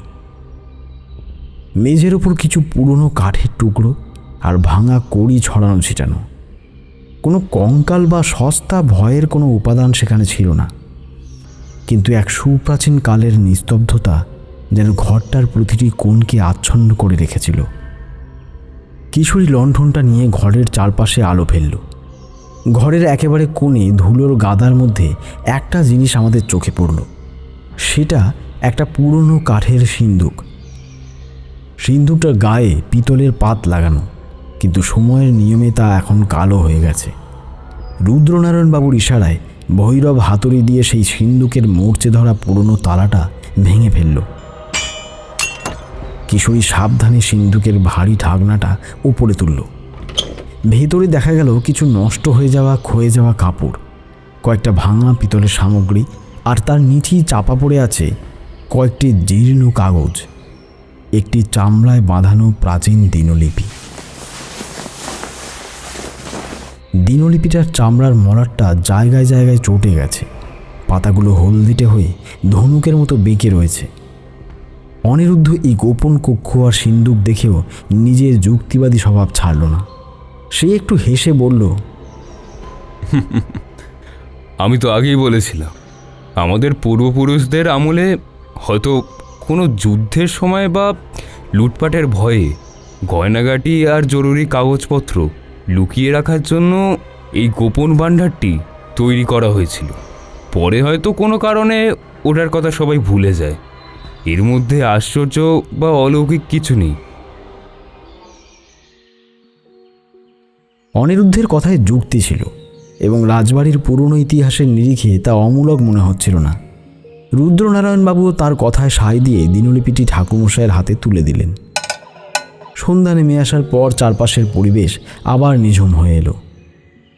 অতিথি কক্ষের টেবিলটায় কেরোসিন বাতিটা জ্বেলে দিয়ে আমরা তিনজনে সেই চামড়ায় বাঁধানো দিনলিপিটা পড়তে বসলাম। দিনলিপিটা প্রায় 150 বা তারও বেশি বছরের পুরনো। বহু পাতা উইপোকায় কেটে নষ্ট করে ফেলেছে। কালির লেখাগুলো জায়গায় জায়গায় এমন ঝাপসা যে পড়ার কোনো উপায় নেই। ঠাকুরমশাই অত্যন্ত ধৈর্য ধরে এক একটি পাতা উল্টাতে লাগলেন। যেখানে যেখানে লেখা একটু স্পষ্ট তিনি ধীর গলায় পড়ে আমাদের শোনাচ্ছিলেন। দিনলিপিটি যিনি লিখেছিলেন তিনি এই পরিবারের কোনো এক প্রাচীন পুরুষ। তার লেখার ছত্রে ছত্রে এক অদ্ভুত বিপদের আভাস পাওয়া যাচ্ছিল। তিনি লিখেছেন যে তিনি এক আশ্চর্য এবং ভয়ানক দায়িত্ব পালন করছেন, যা তাদের বংশের ওপর অর্পিত হয়েছে। একটি পাতায় লেখা ছিল, যাহা রক্ষা করিবার ভার আমাদের বংশের উপর অর্পিত হইয়াছে, তাহা যেন কাহারও লোভের কারণ না হয়। এই শক্তির ভার বড়ই কঠিন। রাত্রিকালীন উপদ্রব দিন দিন বাড়িতে চলিয়াছে। মনের শান্তি বলিয়া আর কিছু অবশিষ্ট নাই। কিশোরী আমাদের দিকে চাইল। লেখার এই অংশটুকু আমাদের মনে এক অজানা কৌতূহল তৈরি করেছিল। লেখক কী রক্ষা করার কথা বলছেন তা কিন্তু দিনলিপির কোথাও খোলসা করে লেখা ছিল না। শুধু বোঝা যাচ্ছিল কোনো এক অদ্ভুত ভয়ের ছায়ায় তিনি প্রতিনিয়ত দিন কাটাতেন। ঠাকুরমশাই পাতা উল্টাতে উল্টাতে হঠাৎ দিনলিপির মাঝামাঝি একটা জায়গায় এসে থমকে গেলেন। তার হাতের আঙুলটা একটা লাইনের ওপর স্থির হয়ে রইল। আমরা লক্ষ্য করলাম তার শান্ত মুখের ভাব এক মুহূর্তে বদলে গেছে। সেই পাতায় জীর্ণ কালিতে বড় বড় অক্ষরে একটি নাম লেখা ছিল, বীরবাহু। আমি আর কিশোরী নামটা দেখে অত্যন্ত অবাক হলাম। এই রাজবাড়ির পূর্বপুরুষদের নামের তালিকায় তো এমন কোনো নাম আমরা শুনিনি। আমি কৌতূহল সংবরণ করতে না পেরে জিজ্ঞেস করলাম, বীরবাহু কে ঠাকুরমশাই? রুদ্রনারায়ণবাবুদের বংশের কেউ নাকি? কিশোরীও অবাক হয়ে বলল, হ্যাঁ ঠাকুরমশাই, এই নামটা তো মেয়ে বাড়ির কারোর মুখে শুনিনি আগে। গদাধর মশাইও তো এমন কোনো নাম উচ্চারণ করেননি। ঠাকুরমশাই প্রথমবার দৃশ্যত বিচলিত হলেন। তার কপালে গভীর চিন্তার ভাঁজ পড়ল এবং তিনি এক মুহূর্ত আর অপেক্ষা না করে দিনলিপিটা সশব্দে বন্ধ করে দিলেন। তার এই হঠাৎ বিচলিত ভাব আমাদের চমকে দিল। তিনি অত্যন্ত নিচু এবং দূরবর্তী গলায় বললেন, এই নামটা এখানে থাকার কথা নয় বিভূতি। তোমরা এখন আর এ নিয়ে কোনো প্রশ্ন করো না। রাতের আহারের সময় অন্দরমহলে যখন আমরা গেলাম তখন ননিবালা দেবীকে দেখলাম অন্য এক রূপে।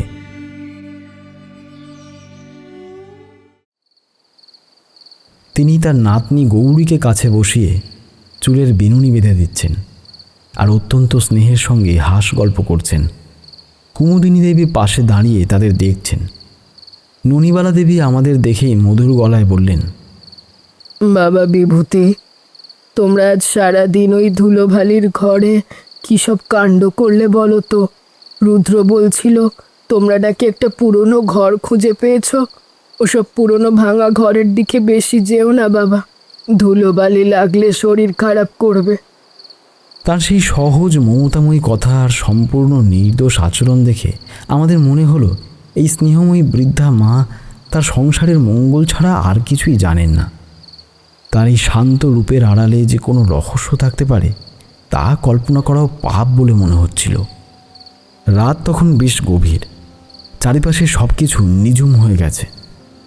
কেবল বেনারসের সুদূর গঙ্গার ঘাট থেকে প্রহরীর ডাক মাঝে মধ্যে ভেসে আসছে। আমার চোখে কিছুতেই ঘুম আসছিল না, তাই আমি ধীর পায়ে অতিথি কক্ষের বাইরে বারান্দায় এসে দাঁড়ালাম। দেখলাম ঠাকুরমশাই একা বারান্দার এক কোণে একটি কাঠের চেয়ারে বসে আছেন। তার হাতে সেই চামড়ায় বাঁধানো পুরনো দিনলিপিটা ধরা রয়েছে। বাতির আবঝা আলোয় তিনি অত্যন্ত নিবিষ্ট মনে সেই পাতার লেখাগুলো আবার দেখছিলেন। আমি একটু কাছে যেতেই তিনি সচেতন হয়ে উঠলেন এবং দিনলিপিটা চট করে বন্ধ করে নিজের চাদরের নিচে লুকিয়ে ফেললেন। তিনি আমার দিকে চাইলেন। তার চোখ দুটিতে এক আশ্চর্য গভীরতা। শূন্য আকাশের দিকে তাকিয়ে অত্যন্ত নিচু গলায় তিনি নিজেকেই যেন উদ্দেশ্য করে বললেন, এ যদি সত্যি হয় বিভূতি, তবে এই রাজবাড়ির ইতিহাস আমাদের ধারণার চেয়েও অনেক পুরনো।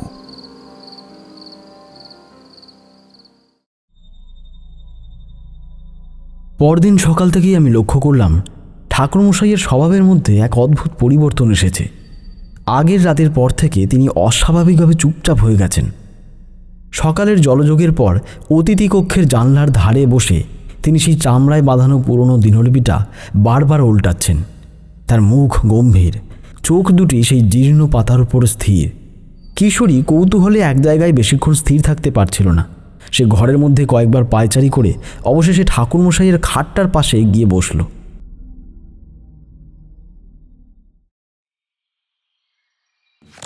অত্যন্ত ব্যাকুল গলায় সে জিজ্ঞেস করল, আচ্ছা ঠাকুরমশাই, বলি কাল থেকে আপনি একটা নামের ওপর চোখ আটকে বসে আছেন কেন বলুন তো?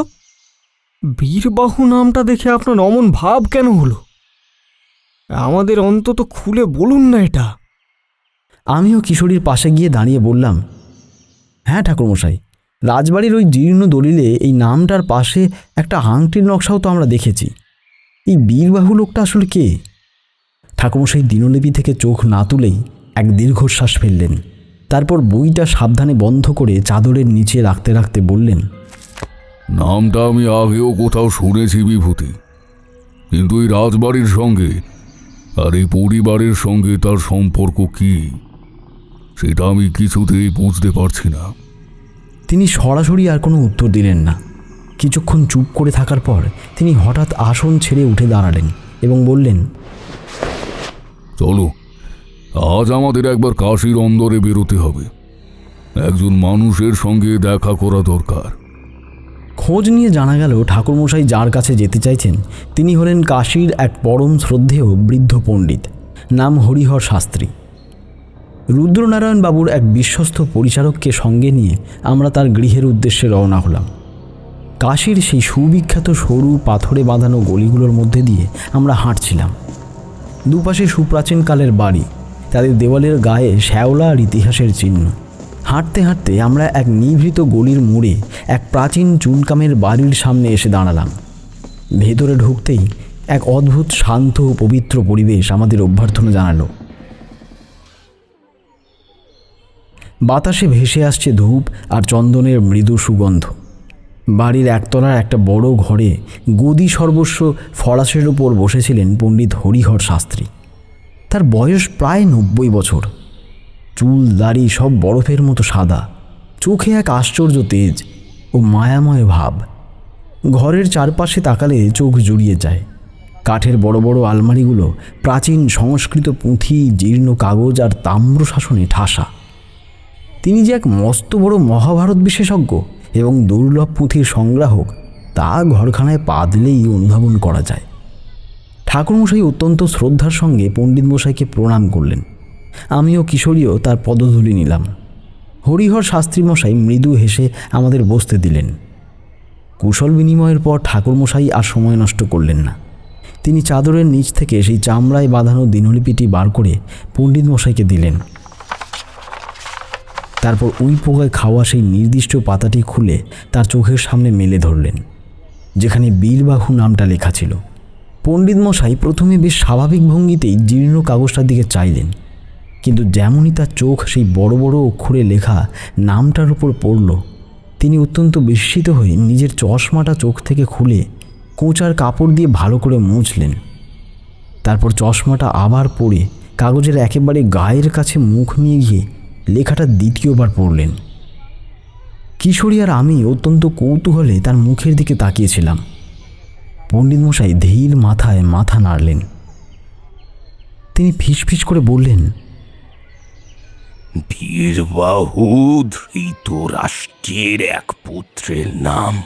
পণ্ডিত মশাইয়ের মুখ থেকে এই কথাটি শোনা মাত্রই আমি আর কিশোরী চরম বিস্মিত হলাম। আমরা কৌরবদের বহু ভাইয়ের নাম শুনেছি, দুর্যোধন, দুঃশাসন, বিকর্ণ, যুযুৎসু, কিন্তু বীরবাহু নামটা তো কোনোদিন মহাকাব্যের আলোচনায় বা প্রচলিত উপাখ্যানে শুনিনি। আমি অবাক হয়ে জিজ্ঞেস করলাম, ধৃতরাষ্ট্রের পুত্র? কিন্তু পণ্ডিত মশাই, আমরা তো কৌরবদের 100 ভাইয়ের নামের মধ্যে এই নামটা সচরাচর কোথাও পাই না। কিশোরীও ব্যগ্র হয়ে বলল, ঠিক তাই বিভূতি। আরে কৌরবদের এত নাম থাকতেই একটা অদ্ভুত নাম চেনা ইতিহাসের বাইরে রয়ে গেল কেন? হরিহর শাস্ত্রী মশাই আলমারির এক কোণ থেকে একটি অত্যন্ত পুরনো তালপাতার পুঁথি টেনে নিলেন। তিনি বললেন, তোমাদের বিস্ময় তো স্বাভাবিক বাবা। মহাভারতের সব চরিত্রের কথা আমাদের এই প্রচলিত গ্রন্থগুলিতে সমানভাবে সংরক্ষিত হয়নি। অনেক মহাবীরের বীরত্ব, অনেক নাম কালস্রোতের নিয়মে আর লিপিকারদের অবহেলায় সময়ের সঙ্গে সঙ্গেই হারিয়ে গেছে। কৌরবদের সেই 100 ভাইয়ের মধ্যে এই বীরবাহু ছিলেন এক বিস্তৃত চরিত্র। কুরুক্ষেত্রের যুদ্ধে তার এক বিশেষ ভূমিকা ছিল, যা সাধারণ মানুষের চোখের আড়ালেই থেকে গেছে। তিনি বীরবাহুর বিস্তারিত কোনো কাহিনী বা যুদ্ধের বিবরণ আমাদের আর খুলে বললেন না। পণ্ডিত মশাই দিনলিপির কাগজটার উপর হাত বোলাতে বোলাতে ঠাকুরমশাইয়ের দিকে চেয়ে বললেন, ঠাকুর মশাই, এই নামে কোনো সাধারণ পারিবারিক দিনলিপিতে থাকার কথাও নয়।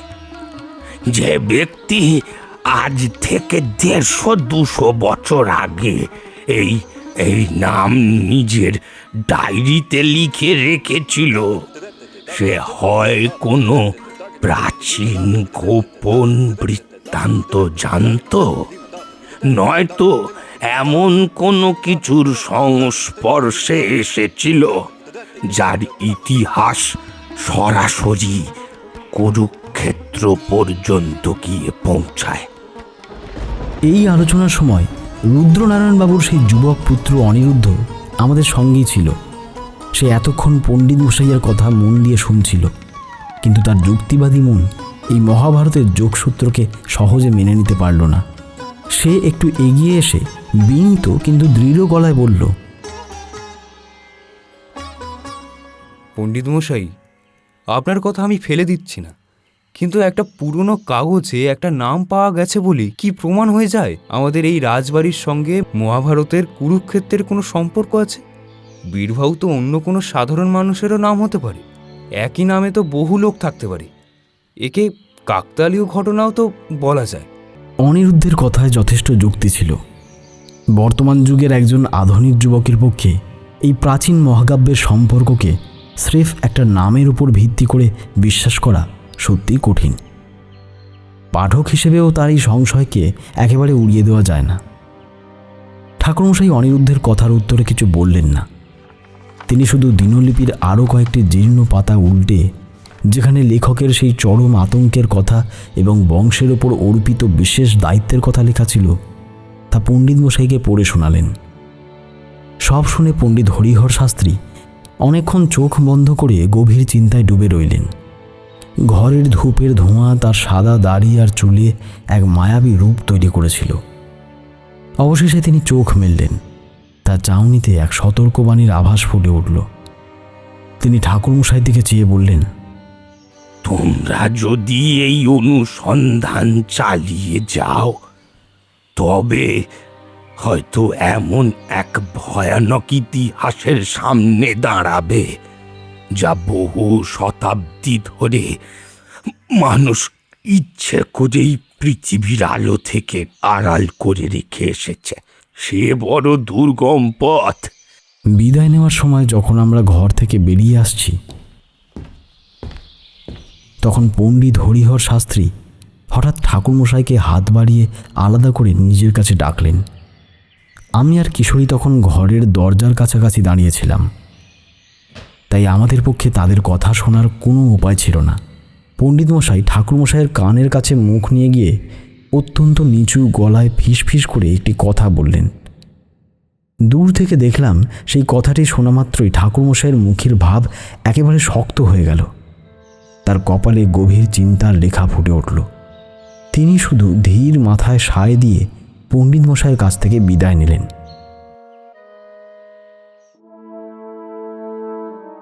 কুরুক্ষেত্র যুদ্ধের ৮৮ দিবস সমাগত প্রায়। চারিপাশের বাতাস যেন শ্মশানের স্তব্ধতায় ভারী হয়ে আছে।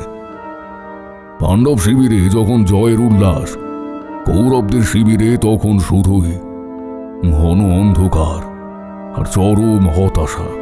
মহাবীর ভীষ্ম, দ্রোণ, কর্ণ, শল্য সকলেই একে একে মহাকালের কোলে ঢুলে পড়েছেন।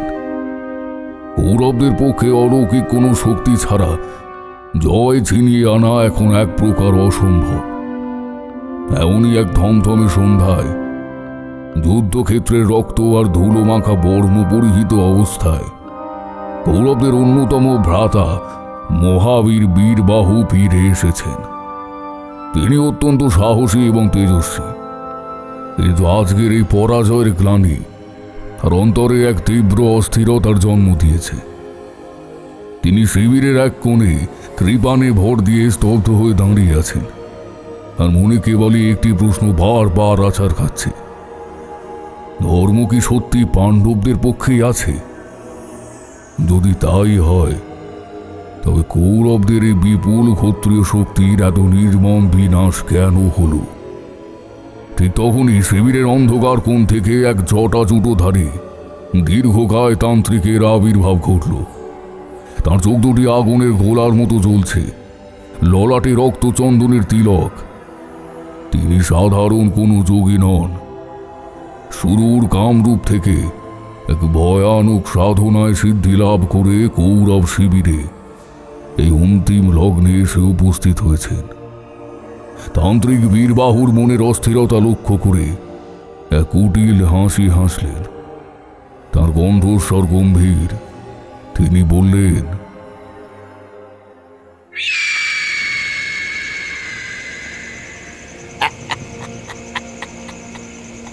মহাবীর বীরবাহু, ক্ষত্রিয় হয়ে চোখের জল ফেলা কি তোকে মানায়? জয়ী হওয়াই বীরের একমাত্র ধর্ম, আর সেই জয়ের পথ আমি তোমাকে দেখাতে পারি। বীরবাহু কৃপানটা মাটিতে নামিয়ে রেখে তান্ত্রিকের দিকে চাইলেন। তার চোখে সংশয়। তিনি বললেন, জয়ের আর কি পথ অবশিষ্ট আছে সাধু? আমাদের সমস্ত সেনাপতি আজ রণশায়িত, পিতামহ ভীষ্ম সরসজ্জায়, আচার্য দ্রোণ নিহত। ধর্ম যার পক্ষে নেই, তার কি আর জয় সম্ভব? তান্ত্রিক এক পা এগিয়ে এলেন। তার সংলাপ তীক্ষ্ণ তীরের মতো বীরবাহুর বুকে গিয়ে বিঁধল। তিনি বললেন, ধর্ম, ন্যায়, অন্যায়, বীরবাহু, এগুলো দুর্বল মানুষের সৃষ্টি করা ভ্রান্তি বিলাস। সত্য শুধু একটাই, শক্তি। প্রকৃতি কোনো নিয়ম মানে না। যে শক্তিশালী সেই টিকে থাকে। তুমি যদি কৌরব বংশের গৌরব রক্ষা করতে চাও, তবে ন্যায়ের মোহ ত্যাগ করো। আমি বহু বছরের সাধনায় এমন এক ভয়ানক মহাশক্তিকে জাগিয়ে তুলেছি, যার এক ফুৎকারে পাণ্ডবদের এই অক্ষয়ীর সেনা ছাই হয়ে যাবে। বিজয়ী শেষ সত্য। বীরবাহু, ইতিহাস শুধু জয়ীর নামই মনে রাখে। সে কোন পথে জিতেছিল তার হিসেব কেউ করে না। বীরবাহু প্রথমে তীব্র দ্বিধায় পড়লেন। রাজকীয় ক্ষত্রিয় রক্ত তান্ত্রিকের এই ছলনাময় উক্তিকে একেবারে মেনে নিতে পারছিল না। কিন্তু একই সঙ্গে কৌরবদের এই আসন্ন বিনাশের হাত থেকে রক্ষা পাওয়ার তীব্র বাসনাও তার মনে দানা বেঁধেছিল। তান্ত্রিকের এই গোপন আশ্রমে ধুনি জ্বলছিল। চারিপাশের পাথরের গায়ে রক্ত দিয়ে আঁকা ছিল কিছু সুপ্রাচীন রহস্যময় নকশা। তান্ত্রিকের ঠিক পেছনে অত্যন্ত শান্ত এবং করুণাময় এক নারী মূর্তি দাঁড়িয়েছিলেন। তিনি হচ্ছেন তান্ত্রিকের ধর্মপত্নী, নাম সুলভা। কিন্তু স্বামীর এই ভয়ানক কৃষ্ণ জাদুর পথ তিনি মনে প্রাণে ঘৃণা করতেন। সুলভা ছিলেন একনিষ্ঠ কৃষ্ণ ভক্তা। সুলভা এতক্ষণ চুপ করে সব শুনছিলেন। তিনি আর থাকতে না পেরে বীরবাহুর দিকে চেয়ে আকুল গলায় বলে উঠলেন, মহাবীর, ওর কথা শুনবেন না। অধর্মের শক্তিতে অর্জিত বিজয় মানুষের কল্যাণ আনে না।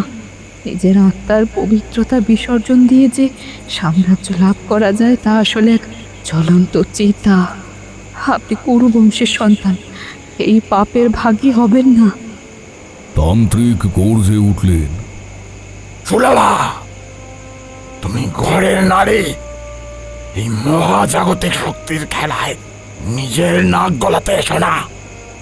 আমি যা করছি তা কৌরবদের মঙ্গলের জন্যই করছি। সুলভা মাথা নিচু করে নিলেন, কিন্তু তার চোখ দিয়ে অশ্রু ঝরে পড়ছিল। রাত তখন গভীর।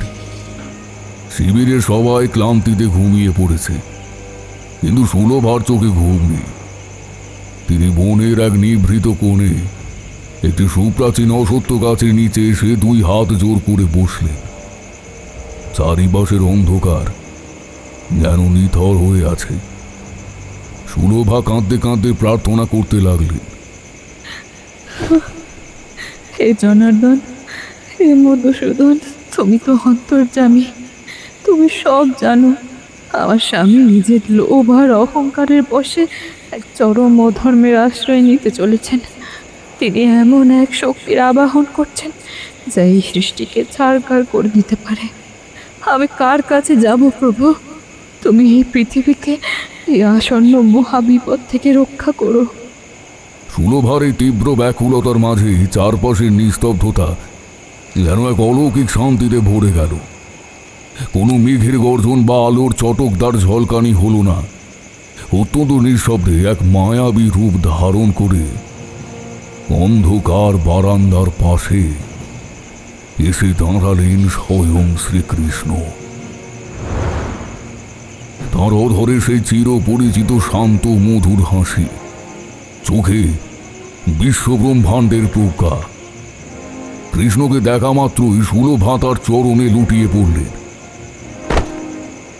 কৃষ্ণ অত্যন্ত পরম স্নেহে সুলভাকে মাটি থেকে তুললেন। তার কণ্ঠস্বর যেন এক শান্ত নদীর কলতান। কৃষ্ণ বললেন, স্থির হও সুলভা, অশ্রুপাত করো না। জগতের নিয়ম বড় বিচিত্র। মানুষ যখন নিজের অহংকারকে সর্বস্ব মনে করে, তখনই সে অবিনাশী শক্তির লোভে অন্ধ হয়ে যায়। শক্তি আর ধর্মের পার্থক্য বুঝতে সাধারণ মানুষ ভুল করে সুলভা। ভয় আর লোভ যখন মানুষের বিচার বুদ্ধি গ্রাস করে, তখনই সে অধর্মের শক্তিকে আশীর্বাদ মনে করে নিজের ঘরে ডেকে আনে। কিন্তু তারা জানে না, অধর্মের শক্তি প্রথমে অমৃতের মতো মনে হলেও শেষে তা তীব্র বিষের মতো নিজের বংশকেই ধ্বংস করে। যে মানুষ অন্যকে বশ করার জন্য অলৌকিক শক্তির খোঁজ করে, সে আসলে নিজের ভেতরের লোভ আর কামনাকেই বশ করতে পারে না। সুলভা বললেন, তবে কি এই বিনাশ অনিবার্য প্রভু? কৃষ্ণ শান্ত গলায় বললেন, মানুষের শুধু কর্মেই অধিকার আছে সুলভা, কিন্তু তার ফলে নয়। বিজয় সবসময় কল্যাণ বয়ে আনে না। যদি কৌরবরা এই কৃত্রিম শক্তিতে জয়ীও হয়, তবে সেই সাম্রাজ্যে শুধু অহংকার আর অন্যায়ের রাজত্বই হবে। আত্মার উন্নতি না হলে শুধু দেহের বিজয়ে কোনো লাভ নেই। যে শক্তির পিছনে কর্তব্য নেই, করুণা নেই, ত্যাগ নেই, তা কেবল এক পৈশাচিক মায়া। যেন সুলভা, জগতের প্রতিটি ক্রিয়ার একটি প্রতিক্রিয়া থাকে। এই ভয়ানক শক্তি সৃষ্টি যারা করেছে, এই শক্তির প্রথম বলি তারাই হবে। সুলভা কাঁদতে কাঁদতে বললেন, আমি কি করব প্রভু? আমি কিভাবে এই পাপ আটকাবো? কৃষ্ণ সুলভার দিকে চাইলেন। তাঁর চোখে এক গভীর রহস্যময় আভা। তিনি বললেন, তোমাকে আমি এক গোপন দায়িত্ব দিচ্ছি সুলভা। সময় এলে তুমি নিজের পুণ্য শক্তি দিয়ে এই সৃষ্টির ভারসাম্য রক্ষা করবে। এই ভয়ানক শক্তির উৎস যে বস্তু, তা যেন কোনোদিন অপাত্রে না পড়ে। তুমি হবে প্রধান রক্ষক। মনে রেখো, নিজের কর্তব্য পালন করাই আত্মার পরম ধর্ম। ফলাফলের চিন্তা আমার ওপর ছেড়ে দাও। সুলভা এই নিগুড় আদেশের মর্ম পুরোপুরি বুঝতে পারলেন না, কিন্তু পরম শান্তিতে তার মাথা ঈশ্বরের চরণে নত হয়ে এল। কৃষ্ণ যখন অরণ্যের পথ ধরে ধীর পায়ে ফিরে যাচ্ছিলেন, ঠিক তখনই অন্ধকারের মধ্য থেকে বীরবাহু এসে তাঁর পথ আগলে দাঁড়ালেন।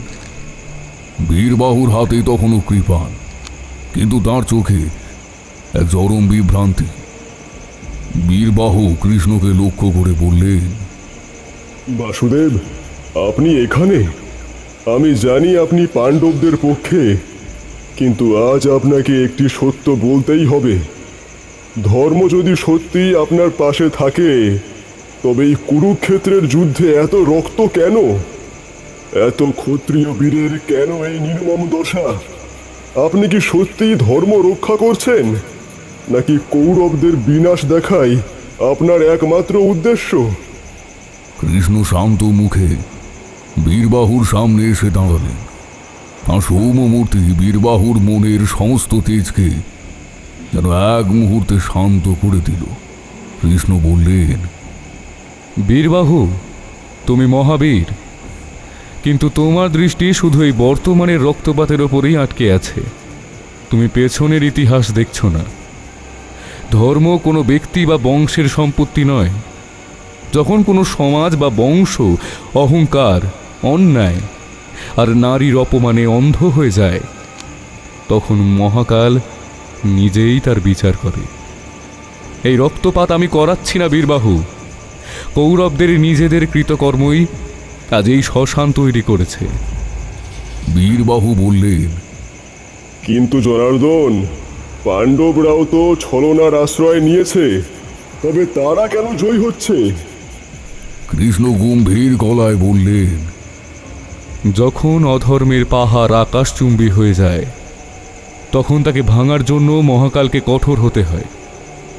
পাণ্ডবরা ধর্মের পথে থাকার চেষ্টা করেছে, তারা শান্তি চেয়েছিল। কিন্তু তোমাদের রাজসভায় যখন দ্রৌপদীর অপমান হচ্ছিল, তখন তোমার এই বীরত্ব কোথায় ছিল বীরবাহু? তখন এই ক্ষত্রিয় রক্ত কেন ফোটেনি? ধর্মকে যারা অসম্মান করে, ধর্ম সময় এলে তাদের ত্যাগ করে। তুমি আজ যে অলৌকিক শক্তির পেছনে ছুটছ, তা কৌরব বংশের শেষ আশাটুকুও কেড়ে নেবে। নিজের কর্তব্য স্থির করো বীরবাহু। ফলের আশা ত্যাগ করে শুধু ধর্মের পথে চলো। বীরবাহু কৃষ্ণের এই অমোঘ দর্শনের সামনে নির্বাক হয়ে দাঁড়িয়ে রইলেন।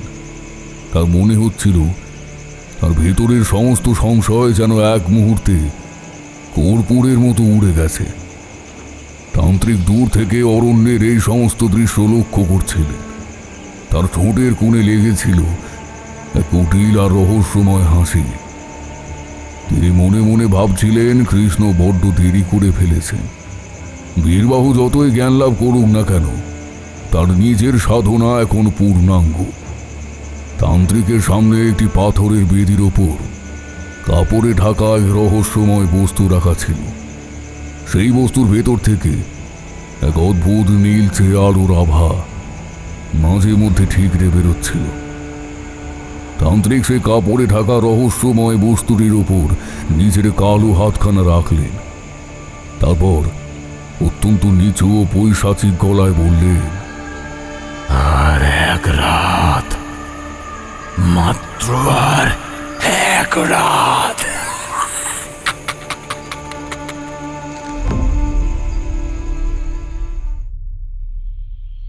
ভোরে যখন আমাদের ঘুম ভাঙল, তখনই দেখলাম ঠাকুরমশাইয়ের খাটটা খালি। গদাধর মশাইকে জিজ্ঞেস করে জানা গেল, তিনি সূর্য ওঠার আগেই একা একা কোথায় যেন বেরিয়ে গেছেন। কাউকে কিছু বলে যাননি, কোনো পরিচারককেও সঙ্গে নেননি। তিনি কোথায় গিয়েছেন বা কী খোঁজ করছেন, তা নিয়ে আমি আর কিশোরী সারাদিন ধরে অতিথি কক্ষে বসে নানা জল্পনা করতে লাগলাম। কিশোরী জানালার ধারে এসে দাঁড়িয়ে বলল, বুঝলে বিভূতি, ঠাকুর মশাই কাল কাশীর ওই বৃদ্ধ পণ্ডিত মশাইয়ের কাছ থেকে এমন কিছু একটা শুনেছেন, যা ওর মতো মানুষকেও নাড়িয়ে দিয়েছে। নইলে তিনি ভোর হতে না হতে এরকম ম্যাকা ছুটে যান না। আমি খাট থেকে নেমে বললাম, আমারও তাই মনে হয় কিশোরী। বিশেষ করে ওই বীরবাহু নামটা আর ওই অদ্ভুত আংটির নকশা, সব কিছুর মধ্যে এমন একটা গভীর যোগসূত্র আছে যা আমরা সাধারণ বুদ্ধিতে ধরতে পারছি না। অনিরুদ্ধকেও দেখলাম আজ অন্যরকম। রোজ সকালে যে যুবক নিজের আধুনিক যুক্তি আর বিজ্ঞান নিয়ে আমাদের সঙ্গে তর্ক জুড়ত, সে আজ সকাল থেকেই অস্বাভাবিকভাবে চুপচাপ। বৈঠকখানার এক কোণে বসে সে কেবলই কি যেন ভাবছে। তার সেই চেনা আত্মবিশ্বাস আজ যেন কিছুটা আলগা হয়ে গেছে। গৌরীর চোখে মুখেও একটা তীব্র উৎকণ্ঠা। সে বারবার অন্দরের বারান্দা দিয়ে যাতায়াত করছে আর ননিবালা দেবীর ঘরের দিকে তাকাচ্ছে। কিন্তু ননিবালা দেবী নিজের আগের মতোই সম্পূর্ণ শান্ত, স্নেহময়ী এবং স্থির হয়ে নিজের ঘরেই বসে আছেন। তার সেই চিরাচরিত মমতাময়ী রূপের মধ্যে কোথাও কোনো চঞ্চলতার আভাস মাত্র নেই। সারাদিনের এই অন্তহীন প্রতীক্ষার পর যখন সন্ধ্যা পেরিয়ে রাত অনেকটা গড়িয়ে গেল, চারিপাশের রাজবাড়ি যখন নিঝুম অন্ধকারের চাদরে ঢাকা পড়েছে, ঠিক তখনই রুদ্রনারায়ণবাবুর এক পুরনো খিদমতগার এসে আমাদের খবর দিল। ঠাকুরমশাই ফিরেছেন এবং তিনি সবাইকে এখনই বড় বৈঠকখানায় ডেকে পাঠিয়েছেন। খবরটা পাওয়া মাত্রই আমাদের বুকের ভেতরটা যেন একটা অজানা আশঙ্কায় কেঁপে উঠল। আমরা প্রত্যেকে ধীর পায়ে বৈঠকখানার দিকে এগিয়ে গেলাম। বিশাল বৈঠকখানা ঘরটার পরিবেশ আজ বড় অদ্ভুত। ঘরের মাঝখানের বড় টেবিলটার ওপর একটি মাত্র কেরোসিন বাতি জ্বলছে। ঘরে উপস্থিত আছেন রাজবাড়ির প্রত্যেকে। বড় ভাই রুদ্রনারায়ণবাবু, ছোট ভাই শিবনারায়ণবাবু, বিধবা কন্যা কুমুদিনী দেবী, তরুণ অনিরুদ্ধ, গৌরী এবং বৃদ্ধ গদাধর মশাই। এক পাশে শান্ত মুখে বসে আছেন ননিবালা দেবী। আমি আর কিশোরী টেবিলটার একধারে দাঁড়ালাম, আর টেবিলের ঠিক উল্টো দিকে গম্ভীর মুখে বসে আছেন ঠাকুরমশাই। তার সামনে রাখা আছে সেই গোপন কক্ষ থেকে উদ্ধার হওয়া চামড়ায় বাঁধানো পুরনো দিনলিপি, কিছু জীর্ণ কাগজপত্র আর সেই অদ্ভুত আংটির খোদাই করা নকশা।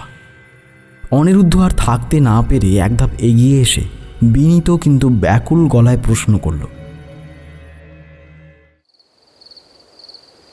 ঠাকুরমশাই, আপনি কি কোনো সত্যের সন্ধান পেয়েছেন? আমাদের এই বংশের ওপর কোন বিপদের ছায়া নেমে এসেছে? দয়া করে আমাদের খুলে বলুন। ঠাকুরমশাই ঘরের প্রত্যেকের মুখের দিকে একবার চাইলেন, তারপর অত্যন্ত ধীর এবং গভীর গলায় বললেন, হ্যাঁ অনিরুদ্ধ, যোগ বলে আমি এমন এক ইতিহাসের সন্ধান পেয়েছি যার শুরু এই বেনারসের রাজবাড়িতে নয়, যার শুরু আজ থেকে হাজার হাজার বছর আগে কুরুক্ষেত্রের রক্তক্ষয়ী যুদ্ধক্ষেত্রে। কুরুক্ষেত্রের নাম শোনা মাত্রই রুদ্রনারায়ণবাবু আর শিবনারায়ণবাবু চমকে উঠলেন। গদাধর মশাই চশমাটা নাকের ওপর ঠিক করে নিয়ে আরও কিছুটা ঝুঁকে বসলেন। ঠাকুরমশাই দিনলিপির পাতাটার উপর হাত রেখে বলতে লাগলেন, তোমরা এই দলিলে যে বীরবাহু নামটা দেখেছ, সে কোনো সাধারণ মানুষ ছিল না। সে ছিল মহারাজ ধৃতরাষ্ট্রের এক বিস্মৃত পুত্র। কুরুক্ষেত্র যুদ্ধের শেষ রাত্রিতে যখন কৌরবদের পরাজয় একেবারে নিশ্চিত, তখন নিজের বংশের বিনাশ রুখতে বীরবাহু এক চরম অধর্মের পথ বেছে নিয়েছিলেন। সেই গভীর অন্ধকারে এক ভয়ানক তান্ত্রিক তাঁকে এক অলৌকিক বিজয়ের লোভ দেখিয়েছিলেন। সেই তান্ত্রিকের কাছে ছিল এক নিষিদ্ধ অতি প্রাচীন তন্ত্রগ্রন্থ। আজ প্রথমবার সেই অভিশপ্ত বইয়ের নাম রৌদ্রান্নিক। এই গ্রন্থ কোনো সাধারণ মানুষের লেখা নয়, এক অতি লোভী এবং শক্তিশালী তান্ত্রিকের দীর্ঘ বছরের অভিসার সাধনায় এই গ্রন্থের সৃষ্টি। এই গ্রন্থের পাতার মধ্যে তন্ত্রমন্ত্রের জোরে আবদ্ধ করা হয়েছিল এক প্রাচীন আদিম যক্ষিণী আত্মাকে। সেই যক্ষিণী মানুষকে অপরিসীম শক্তি দিতে পারে, তার সমস্ত জাগতিক ইচ্ছা এক মুহূর্তে পূরণ করতে পারে, কিন্তু বিনিময়ে সে মানুষের মন থেকে সমস্ত বিবেক ধুয়ে মুছে দেয়। সে গ্রাস করে মানুষের লোভ, অহংকার, কামনা আর তার শরীরের শেষ প্রাণ শক্তি। কুরুক্ষেত্রে সেই অন্তিম লগ্নে সেই তান্ত্রিক বীরবাহুকে এই রৌদ্রান্নিকের শক্তির জোরে পাণ্ডবদের ধ্বংস করার প্রলোভন দেখিয়েছিল। কিন্তু সেই তান্ত্রিকের এক পরম সাধ্বী স্ত্রী ছিলেন, তার নাম ছিল সুলভা। সুলভা ছিলেন একনিষ্ঠ কৃষ্ণ ভক্তা। স্বামীর এই ভয়ানক পাপাচার তিনি সহ্য করতে পারছিলেন না, তাই সে গভীর রাতে বনের এক নিভৃত কোণে বসে তিনি অশ্রু সজল চোখে স্বয়ং শ্রীকৃষ্ণের কাছে প্রার্থনা করেছিলেন এই মহা বিপদ থেকে পৃথিবীকে রক্ষা করার জন্য। সুলভার সেই পবিত্র ভক্তিতে সাড়া দিয়ে ভগবান কৃষ্ণ তাকে দর্শন দিয়েছিলেন। আজ কাশীর এক গুপ্ত পুঁথিশালায় আমি সেই ইতিহাসের সন্ধান পেয়েছি, যেখানে স্বয়ং জনার্দন এই অধর্মের শক্তির আসল রূপ ব্যাখ্যা করেছিলেন। ঠাকুরমশাইয়ের কণ্ঠস্বর তখন এক অপার্থিব গাম্ভীর্যে ভরে গেছে। তিনি যেন স্বয়ং কৃষ্ণের সেই বাণী নিজের মুখে আমাদের উদ্দেশ্যে উদ্ধৃত করতে লাগলেন। কৃষ্ণ সুলভাকে বলেছিলেন, অধর্মের শক্তি প্রথমে মানুষের কাছে আশীর্বাদ বলেই মনে হয় সুলভা, কিন্তু পরে সে নিজের উপাসককে সম্পূর্ণরূপে গ্রাস করে। যে মানুষ অলৌকিক শক্তির জোরে অন্যায়কে জয় করতে চায়, সে আসলে নিজের ভেতরের লোভ আর কামনাকেই জয় করতে পারে না। মানুষের শুধু কর্মেই অধিকার আছে, কিন্তু ফলের উপর নয়। কৌরবদের নিজেদের অহংকার আর অন্যায়ের ফলে আজ কুরুক্ষেত্র শ্মশানে পরিণত হয়েছে। এই কৃত্রিম শক্তি তাদের কল্যাণ করবে না। কৃষ্ণের এই গভীর দর্শন এবং গীতার সেই অমোঘ বাণীর ছায়া যখন ঠাকুরমশাইয়ের মুখে উচ্চারিত হচ্ছিল, তখন অনিরুদ্ধের মতো যুক্তিবাদী যুবকের মাথাও শ্রদ্ধায় নত হয়ে এসেছিল। বৈঠকখানার প্রতিটি মানুষ তখন এক সুপ্রাচীন কালের মহাকাব্যের সত্যের সামনে স্তব্ধ হয়ে বসে আছে। আমি জিজ্ঞেস করলাম, তারপর কি হলো ঠাকুরমশাই? সেই তান্ত্রিক কি সফল হয়েছিল? ঠাকুরমশাই মাথা নাড়লেন। তিনি বললেন, অধর্মের শেষ পরিণতি যা হয় তাই হয়েছিল। তান্ত্রিক নিজের অহংকারে অন্ধ হয়ে সেই রাতে চক্ষিণীকে বইয়ের পাতা থেকে জাগিয়ে তুলেছিল ঠিকই, কিন্তু সেই আদিম রাক্ষসী শক্তি থেকেই প্রথমে সেই তান্ত্রিকের নিজের প্রাণ শক্তি চুষে নেয়। তার সমস্ত সাধনা তার নিজেরই চরম সর্বনাশ ডেকে আনে। তান্ত্রিকের মৃত্যুর পর সে শক্তি বীরবাহুর হাতে পৌঁছানোর আগেই কুরুক্ষেত্রের যুদ্ধ শেষ হয়ে যায়। এই বলে ঠাকুরমশাই নিজের হাতখানা বাড়িয়ে টেবিলের ওপর রাখা আংটির নকশাটার ওপর রাখলেন। তিনি রুদ্রনারায়ণ বাবুর দিকে চেয়ে বললেন, এবার বোঝো তোমাদের এই পারিবারিক আংটির আসল রহস্য কি। তান্ত্রিকের মৃত্যুর পর তার সেই অপূর্ণ সাধনার শক্তি আর যক্ষিণীর সেই অভিশাপ রুদ্রান্নী গ্রন্থের সঙ্গে এক অদৃশ্য বন্ধনে আবদ্ধ হয়ে এই আংটির মধ্যে ঘনীভূত হয়। এই আংটিটি হলো সেই প্রাচীন রক্ষক আংটি। যে ব্যক্তি এই আংটি নিজের আঙুলে ধারণ করে, সে নিজের অজান্তেই ধীরে ধীরে ওই রুদ্রান্নী গ্রন্থের অশুভ প্রভাবের অধীন হয়ে পড়ে। তার মনের সরলতা বিলুপ্ত হয় আর তার শরীরের প্রাণ শক্তি কমতে থাকে। রুদ্রনারায়ণবাবু নিজের আসন ছেড়ে প্রায় দাঁড়িয়ে পড়লেন। তিনি কাঁপতে কাঁপতে বললেন, ঠাকুরমশাই, এই আংটি আমার ঠাকুরদা পড়েছেন, তার বাবা পড়েছেন। ওটা তো আমাদের বংশের সম্পদ। বৃদ্ধ গদাধর মশাই এই সময় কাঁপানো গলায় বলে উঠলেন, ঠাকুর মশাই, আমি রুদ্রনারায়ণ বাবুর দাদা মশাইকে দেখেছি জীবনের শেষ দিনগুলোতে। তিনি কেমন যেন শুকিয়ে কাঠ হয়ে গেছিলেন, কোনো রোগ ধরা পড়েনি, অথচ দিন দিন বিছানার সঙ্গে মিশে যাচ্ছিলেন। তবে কি আংটি তার সেই দশা করেছিল? ঠাকুরমশাই বললেন, হ্যাঁ গদাধর মশাই, এই আংটি মানুষের আয়ু কেড়ে নেয়, কিন্তু এই ধ্বংসের মাঝখানেও একজন ছিলেন যিনি মানুষকে রক্ষা করতে চেয়েছিলেন। কুরুক্ষেত্রে সেই রাতে ভগবান কৃষ্ণ সুলভাকে এক বিশেষ আর গুরুভার দায়িত্ব দিয়েছিলেন। তিনি সুলভাকে বলেছিলেন, যতদিন এই পৃথিবীতে মানুষ রৌদ্রান্নিকের মতো আসরিক শক্তির লোভ করবে, ততদিন তোমাকে এর প্রহরী হয়ে থাকতে হবে। যেদিন আবার এই শক্তি জেগে উঠবে, সেদিন তোমাকেই শেষ প্রহরী হয়ে দাঁড়াতে হবে।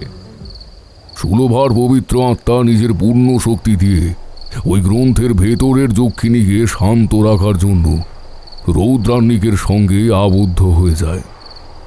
সুলভার কাজ ছিল মানুষকে রক্ষা করা আর যক্ষিণীকে নিয়ন্ত্রণে রাখা।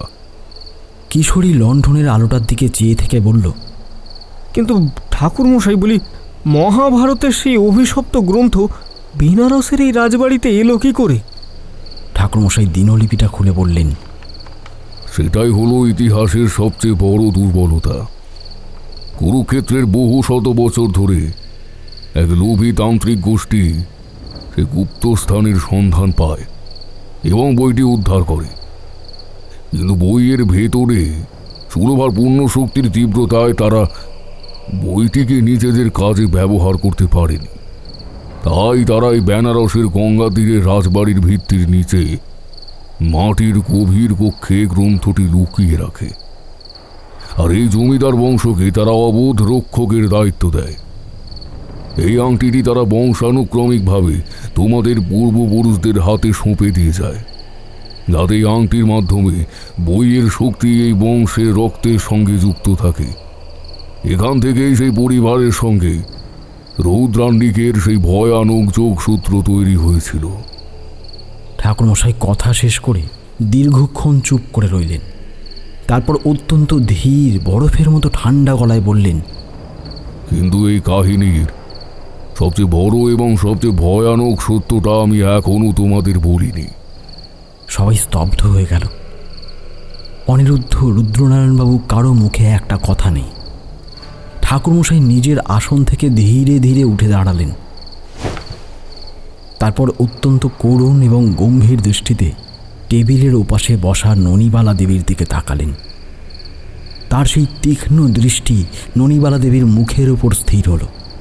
ঠাকুরমশাই ঘরের সবাইকে উদ্দেশ্য করে বললেন, এই ঘরে, এ রাজবাড়িতে যাকে তোমরা এতদিন ধরে নিজের পরম স্নেহময়ী মা বলে জেনে এসেছ, তিনি আসলে তোমাদের ননিবালা দেবী নন। কি বললেন? রুদ্রনারায়ণবাবু একবারে চিৎকার করে প্রতিবাদ করে উঠলেন। অনিরুদ্ধ খাট থেকে ছিটকে উঠে দাঁড়িয়ে বলল, অসম্ভব, এ হতেই পারে না। ঠাকুরমশাই, আপনি আমাদের গুরুজন হতে পারেন, কিন্তু আমার ঠাকুমার নামে এমন কথা আমি বরদাস্ত করব না। গৌরী এক মুহূর্তে কেঁপে উঠে মায়ের আঁচল জড়িয়ে ধরে ডুকরে কেঁদে উঠল। কুমুদিনী দেবী স্তব্ধ হয়ে পাথরের মূর্তির মতো বসে রইলেন। তার মুখ দিয়ে কোনো শব্দ বেরোল না। ঘরের মধ্যে যেন একটা বোমার বিস্ফোরণ ঘটে গেল। ঠাকুরমশাই তাদের এই চরম প্রতিক্রিয়ায় একটু বিচলিত হলেন না। তিনি অত্যন্ত শান্ত কিন্তু অমোঘ গলায় বলতে লাগলেন, চিৎকার করে সত্যকে আড়াল করা যায় না অনিরুদ্ধ।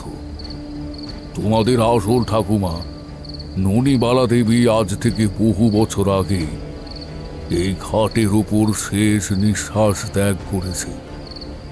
তার মৃত্যুর সেই অন্তিম মুহূর্তে নিজের ছোট ছোট সন্তানদের প্রতি তার যে তীব্র ব্যাকুলতা আর গভীর মায়া ছিল, তা দেখে রৌদ্রান্নিক গ্রন্থের প্রধান রক্ষক সুলভার আত্মা আর স্থির থাকতে পারেনি।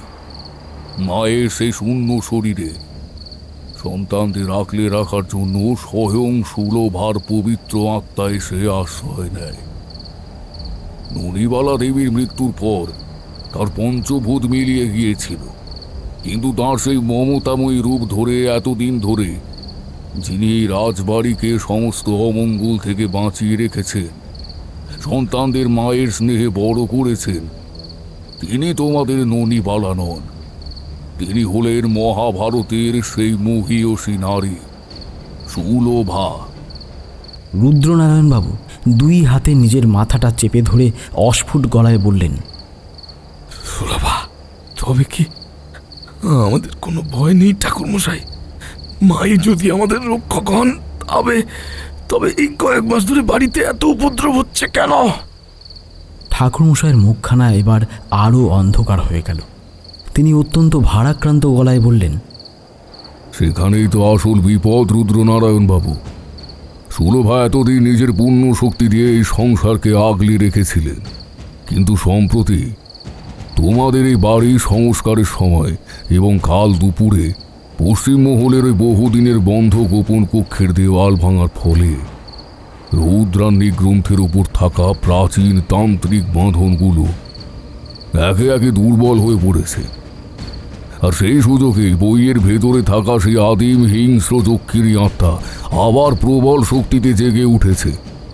সে এখন সুলভাকে কোণ ঠাসা করে এই শরীরের ওপর নিজের সম্পূর্ণ নিয়ন্ত্রণ নেওয়ার চেষ্টা করছে।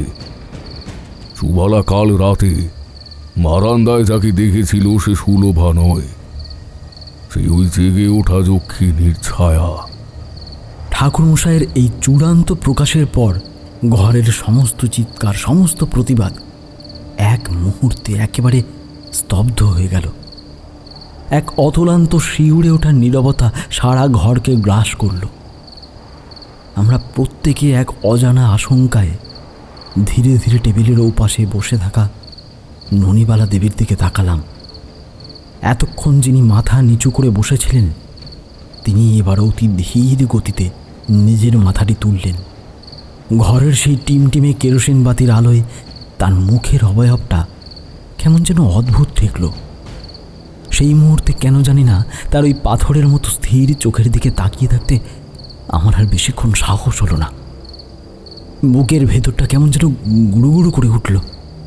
তার শীর্ণ ঠোঁটের কোণে এক শান্ত অথচ অত্যন্ত শীতল ও রহস্যময় হাসি ফুটে উঠল। তিনি আর আমাদের চেনা ঠাকুমার নরম গলায় নয়, বরং এক অতি দূরবর্তী অদ্ভুত ভারী আর খসখসে কণ্ঠে ঠাকুরমশাইয়ের দিকে চেয়ে বললেন, সত্য জেনেছ বটে তারানাথ, কিন্তু বড় দেরি করে ফেলেছ, সময় আর বেশি নেই। বৈঠকখানা সেই টিমটিমে কেরোসিন বাতিটা নিভে যাওয়ার পর কয়েক মুহূর্তের জন্য সারা ঘর সম্পূর্ণ জমাট অন্ধকারে ডুবে রইল। সেই ঘুটঘুটে অন্ধকারের বুক চিড়ে এক ভয়ঙ্কর অশরীরী হাসির খসখসে প্রতিধ্বনি ঘরের দেওয়ালে দেওয়ালে আছাড় খেতে লাগলো। গৌরী আতঙ্কে ডুকরে কেঁদে উঠে কুমুদিনী দেবীর চাদর জড়িয়ে ধরল।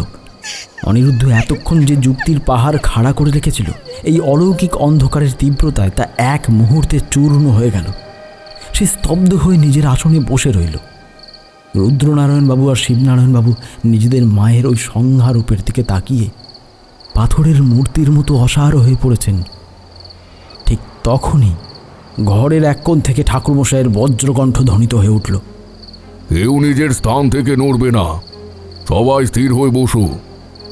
পর মুহূর্তে তিনি এক গভীর উদাত্ত স্বরে সুপ্রাচীন এক পুণ্য মন্ত্রোচ্চারণ শুরু করলেন। তার সেই গভীর কণ্ঠের মন্ত্রধ্বনি ঘরের জমাট বাঁধা অন্ধকারের বুকে যেন এক অলৌকিক তরঙ্গের সৃষ্টি করল। ধীরে ধীরে ঘরের কোণের সেই নিভে যাওয়া বাতির সলতেটা কোনো দেশলাই ছাড়াই আপনা আপনি আবার দপ করে জ্বলে উঠল। সেই ম্লান আলোয় আমরা যা দেখলাম তা দেখে আমাদের শিরদাঁড়া দিয়ে এক শীতল স্রোত বয়ে গেল। টেবিলের ওপাশে দাঁড়িয়ে আছেন ননিবালা দেবী, কিন্তু তার সেই জীর্ণ শরীরের ভেতরে এক অমানসিক দ্বন্দ্ব চলছে। কখনো তার মুখাবয়ব ক্রোধে ও হিংসায় কুৎসিত হয়ে উঠছে, আবার পর মুহূর্তে তা এক পরম শান্ত দেবীতুল্য রূপ ধারণ করছে। বোঝা যাচ্ছিল তার সেই শরীরের ওপর অধিকার পাওয়ার জন্য সুলভার পুণ্যশক্তি আর রৌদ্রান্নিকের আদিম যক্ষিণীর মধ্যে এক ভয়ঙ্কর আধ্যাত্মিক লড়াই চলছে। হঠাৎ ননিবালা দেবীর মুখ দিয়ে এক অত্যন্ত করুণ অথচ অতিজাগতিক কণ্ঠস্বর ভেসে এলো। তিনি অত্যন্ত কষ্টে প্রতিটি শব্দ উচ্চারণ করতে করতে ঠাকুরমশাইকে লক্ষ্য করে বললেন, তারানাথ, সময় আর বেশি নেই। পশ্চিম মহলের বাঁধন আলগা হওয়ায় যক্ষিণী আজ পুরোপুরি মুক্ত হওয়ার জন্য আমায় গ্রাস করছে। সে যদি এই শরীরের ওপর নিয়ন্ত্রণ পেয়ে যায়, তবে শুধু এই রাজবাড়ি নয়, সমগ্র বেনারস ধুয়ে মুছে সাফ হয়ে যাবে। তাকে ঢুকতে হবে। রুদ্রনারায়ণবাবু কেঁদে উঠে বললেন, মা, মা গো, মা, এ কি দশা তোমার মা? আমরা কিভাবে তোমাকে বাঁচাবো মা? ননিবালা দেবীর অবয়ব থেকে আবার সেই সুলভার কণ্ঠ শোনালো, রুদ্রান্নি গ্রন্থ, সে অভিশপ্ত বই এখনো এই রাজবাড়ির মাটির গভীরে কক্ষে লুকিয়ে আছে। যতদিন সেই বই অক্ষত থাকবে, ততদিন যক্ষিণীকে চিরতরে রোধ করা যাবে না। ওটাকে ধ্বংস করো, অবিলম্বে ওটাকে ধ্বংস করো। কথাটি শেষ হওয়ার আগেই ননিবালা দেবী আবার জ্ঞান হারিয়ে চেয়ারের ওপর ঢলে পড়লেন। তার শরীরটা নিথর হয়ে রইল, যেন যক্ষিণী সাময়িকভাবে শান্ত হয়ে নিজের চূড়ান্ত আঘাতের জন্য শক্তি সঞ্চয় করছে। ঠাকুরমশাই আর এক মুহূর্তও সময় নষ্ট করলেন না। তিনি টেবিল থেকে লণ্ঠনটা তুলে নিয়ে রুদ্রনারায়ণবাবুর দিকে চেয়ে বললেন, রুদ্রনারায়ণবাবু, অনিরুদ্ধ, তোমরা ঘর পাহারা দেওয়ার লোক নও, এখনই আমাদের সঙ্গে চলো। আজ রাতেই ওই গোপন ভূগর্ভস্য কক্ষের সন্ধান আমাদের পেতেই হবে। আমি আর কিশোরী লণ্ঠনও একটা বড় লাঠি হাতে তুলে নিলাম। অনিরুদ্ধ কোনো তর্ক না করে এক অদ্ভুত নিঃশব্দতায় ঠাকুরমশাইয়ের পাশে এসে দাঁড়ালো। রুদ্রনারায়ণবাবু নিজের চোখের জল মুছে এক দৃঢ় প্রতিজ্ঞায় সোজা হয়ে দাঁড়ালেন। আমরা 5 জনে দ্রুত পায়ে আবার সেই পরিত্যক্ত পশ্চিম মহলে এসে পৌঁছালাম। রাতের অন্ধকারে এই মহলটা যেন এক জীবন্ত শ্মশানের মতো দেখাচ্ছিল। ঠাকুরমশাই লণ্ঠনের আলোটা মেঝের ওপর ফেলে ধীর পায়ে এগোতে লাগলেন। কাল দুপুরে যেখানে আমরা সেই গোপন কক্ষের দেওয়াল ভেঙেছিলাম, তার ঠিক উল্টো দিকে মেঝের উপর একটা নির্দিষ্ট অংশে এসে তিনি থামলেন। মেঝের উপরের ধুলো সরাতেই দেখা গেল সেখানে বড় বড় পাথরের টুকরো দিয়ে একটা প্রাচীন প্রবেশদ্বার ঢাকা রয়েছে। ঠাকুরমশাই অনিরুদ্ধ আর কিশোরীকে ইশারা করতেই তারা দুজনে মিলে সেই ভারী পাথরের ঢাকনাটা একপাশে সরিয়ে দিল।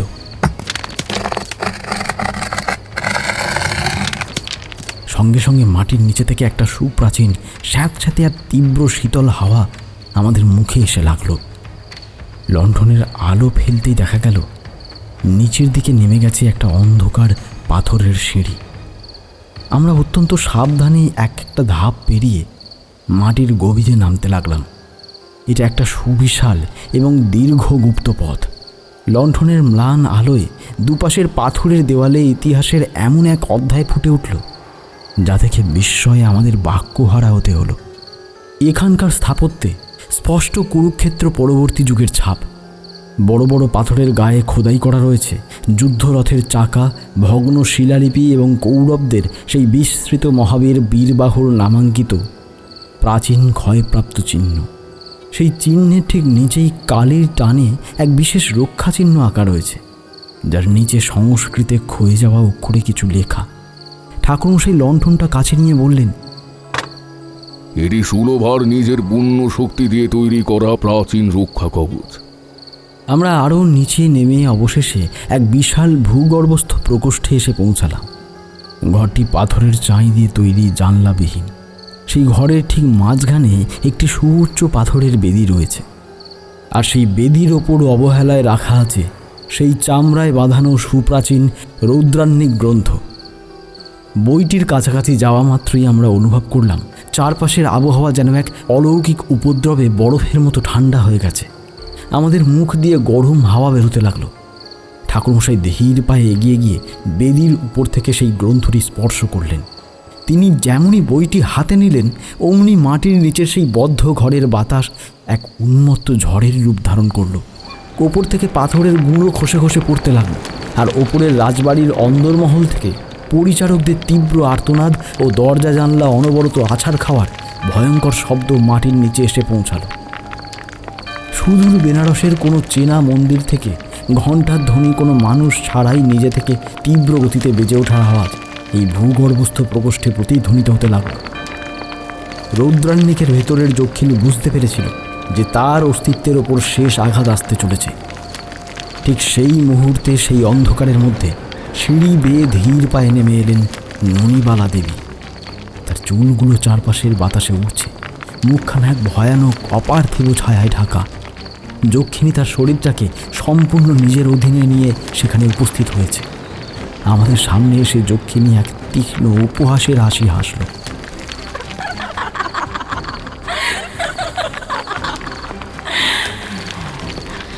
তারানাথ, তুমি এই বই ধ্বংস করতে পারবে না। মানুষের লোক যত কাল বেঁচে থাকবে, রৌদ্রান্নিকের শক্তিও তত কাল অমর থাকবে। মানুষ চিরকাল ক্ষমতার কাঙাল, শক্তিই মানুষের শেষ সত্য। ঠাকুরমশাই রৌদ্রান্নিক গ্রন্থটি নিজের বাম হাতে শক্ত করে ধরে যক্ষিণীর মুখোমুখি দাঁড়ালেন। তিনি শান্ত গলায় বললেন, তোমার ধারণা ভুল যক্ষিণী। মানুষ শুধু শক্তির দাস নয়। যক্ষিণী এক ধাপ এগিয়ে এসে বলল, দাস নয়, ইতিহাস দেখো তারানাথ, মানুষ সব সময় অন্যকে নিয়ন্ত্রণ করতে চায়। নিজের কামনার জন্য সে ভাইকে হত্যা করে, গুরুকে রক্তে ভাসায়। এই রৌদ্রাণিক গ্রন্থ মানুষের সেই চিরন্তন লোভের প্রতীক। একে ধ্বংস করার ক্ষমতা তোমার নেই। ঠাকুরমশাই বললেন, মানুষের লোভ যেমন প্রাচীন, তেমনই প্রাচীন তার আত্মত্যাগ। মানুষ শুধু পাপ করতে শেখেনি, সে ভালোবাসতেও জানে। যে শক্তির ভিত্তি কেবল লোভ আর ভয়ের ওপর দাঁড়িয়ে থাকে, আর পরাজয় একদিন নিশ্চিত।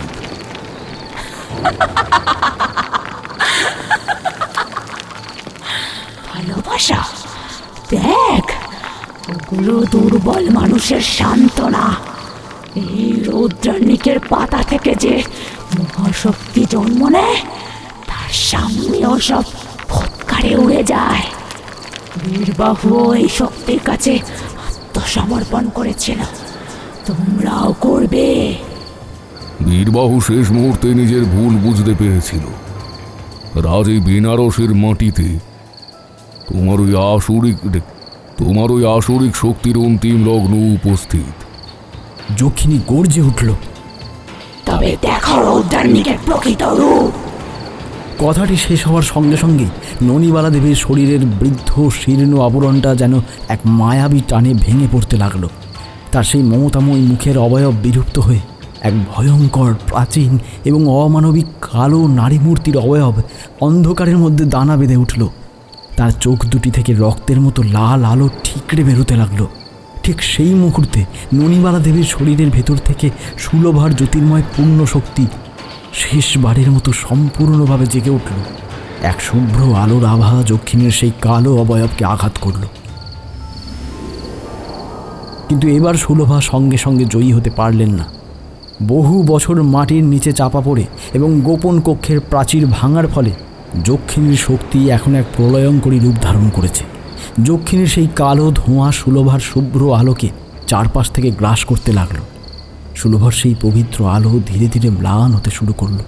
ঠাকুরমশাই নিজের সমস্ত তন্ত্রশক্তি দিয়ে মন্ত্রপাঠ করতে লাগলেন, কিন্তু যক্ষিণীর সেই প্রচণ্ড আক্রোশের সামনে তার পূর্ণ মন্ত্রের তেজও যেন যথেষ্ট বলে মনে হচ্ছিল না। কিশোরী আর অনিরুদ্ধ ভয়ে দেওয়ালে সেঁটে গিয়ে পিঠ ঠেকিয়ে দাঁড়িয়ে রইল। আমাদের সবার মনে হতে লাগলো, আজ এই মাটির গভীরেই বুঝি আমাদের শেষ পরিণতি। ঠিক সেই পরম মুহূর্তে সেই অন্ধকারের গভীর থেকে এক অলৌকিক সুর ভেসে এলো। দূরে কোথাও এক অতি মধুর, শান্ত অথচ সুগভীর বাঁশির ধ্বনি অনুরণিত হতে লাগলো। সেই সুর কোথা থেকে আসছে তা বোঝার কোনো উপায় ছিল না। প্রকোষ্ঠের মধ্যে কেউ কোনো মানুষকে দেখতে পেল না, কিন্তু এক অলৌকিক অনুভূতিতে আমাদের মনের সমস্ত ভয় এক নিমেষে কর্পূরের মতো উড়ে গেল। পর মুহূর্তেই সেই জানলাবিহীন অন্ধকার পাথরের প্রকোষ্ঠ এক অপরূপ স্নিগ্ধ নীলাভ আলোয় ছেয়ে গেল। সেই নীল আলোর স্পর্শে যক্ষিণীর কালো অবয়বটি থরথর করে কাঁপতে লাগল।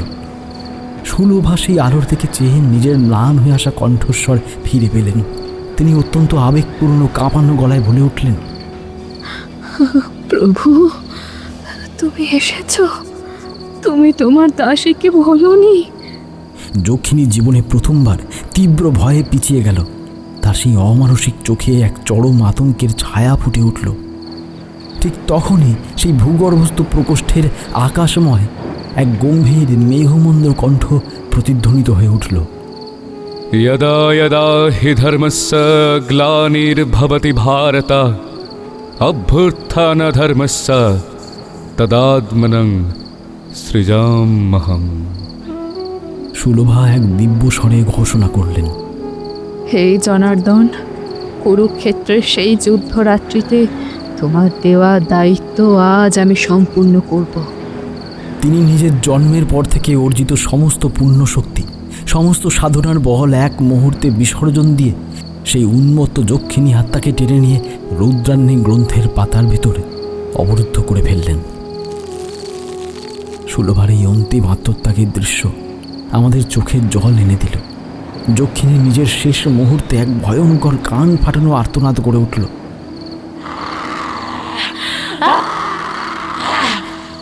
আর ঠিক সেই মুহূর্তে ঠাকুরমশাই এক বিন্দু সময় নষ্ট না করে নিজের ঝুলি থেকে বিশেষ পরিমার্জিত ঘৃত আর কর্পূরের গুঁড়ো সেই রৌদ্রাহ্নিক গ্রন্থের উপর ঢেলে দিয়ে লণ্ঠনের জ্বলন্ত আগুনটা ছুঁইচে দিলেন। এক মুহূর্তে দাউ দাউ করে আগুন জ্বলে উঠল। রৌদ্রাহ্নিক গ্রন্থটি সেই পূর্ণ আগুনে পুড়তে লাগল।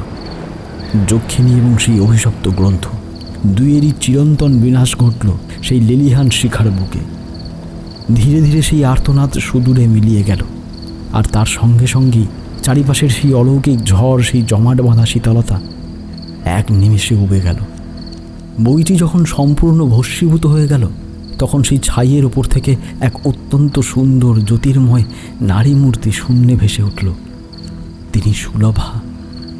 মুক্তির আনন্দে তার মুখে এক অপরূপ হাসি।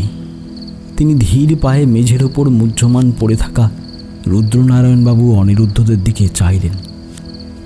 তার হাত দুটি আশীর্বাদের ভঙ্গিতে ওপরে উঠল। তিনি অত্যন্ত মধুর গলায় বললেন, তোমাদের কোনো ভয় নেই সন্তানগণ। তোমাদের আসল মা ননিবালা দেবীর সন্তানদের প্রতি যে গভীর মাতৃস্নেহ ছিল, সেই স্নেহের টানেই আমি এতদিন এই পৃথিবীতে নিজেকে বেঁধে রেখেছিলাম। আজ আমার দায়িত্ব শেষ হলো, তোমরা সুখে থেকো। সব শেষে তিনি দুই হাত জোড় করে অত্যন্ত ভক্তিভরে উচ্চারণ করলেন, হে কৃষ্ণ, হে মধুসূদন। কথাটি শেষ হতেই সেই জ্যোতির্ময় মূর্তি ভোরের কুয়াশার মতো বাতাসে মিলিয়ে গেল। আর অলৌকিকভাবেই পুরো রাজবাড়ির পরিবেশে এক গভীর অনাস্বাদিত শান্তি নেমে এলো, যা আমরা আগে কোনো দিন অনুভব করিনি। ভোর হতে আর বেশি দেরি ছিল না। আমরা যখন সেই ভূগর্ভস্থ কক্ষ থেকে ওপরের অন্দরমহলে ফিরে এলাম, তখন এক অদ্ভুত দৃশ্য আমাদের স্তম্ভিত করে দিল। ননিবালা দেবীর সেই ঘরের দরজাটা খোলাই ছিল। আমরা ভেতরে ঢুকে দেখলাম বিছানার ওপর তাঁর সেই জীর্ণ শরীরটা আর নেই। ননিবালা দেবীর শয্যা সম্পূর্ণ শূন্য। কিন্তু আশ্চর্যের বিষয়, সেই শূন্য ঘরের বাতাস জুড়ে এক অদ্ভুত মাতৃস্নেহের শান্তি ভাসছে। ঘরের টিমটিমে প্রদীপের আলোয় মনে হচ্ছিল যেন সদ্য কেউ এইমাত্র আমাদের মাথায় হাত দিয়ে আশীর্বাদ করে চলে গেছেন। সেই ঘরের নিস্তব্ধতাতেও এক পরম আশ্রয় লুকিয়েছিল। জানলা দিয়ে বাইরে তাকালাম। বেনারসের সুপ্রাচীন গঙ্গার ঘাটে ভোরের প্রথম আলোর রেখা দেখা দিয়েছে। মন্দিরের মায়াবী ঘণ্টার ধ্বনি আর ধূপের গন্ধ ভোরের হাওয়ায় ভেসে আসছে। আর শোনা যাচ্ছে মৃদু একটা বাঁশির শব্দ। জানলার ধারে আমার সাথে কিশোরিয়া ঠাকুরমশাইও যেন সেই বাঁশির শব্দ একই সাথে অনুভব করছিলেন।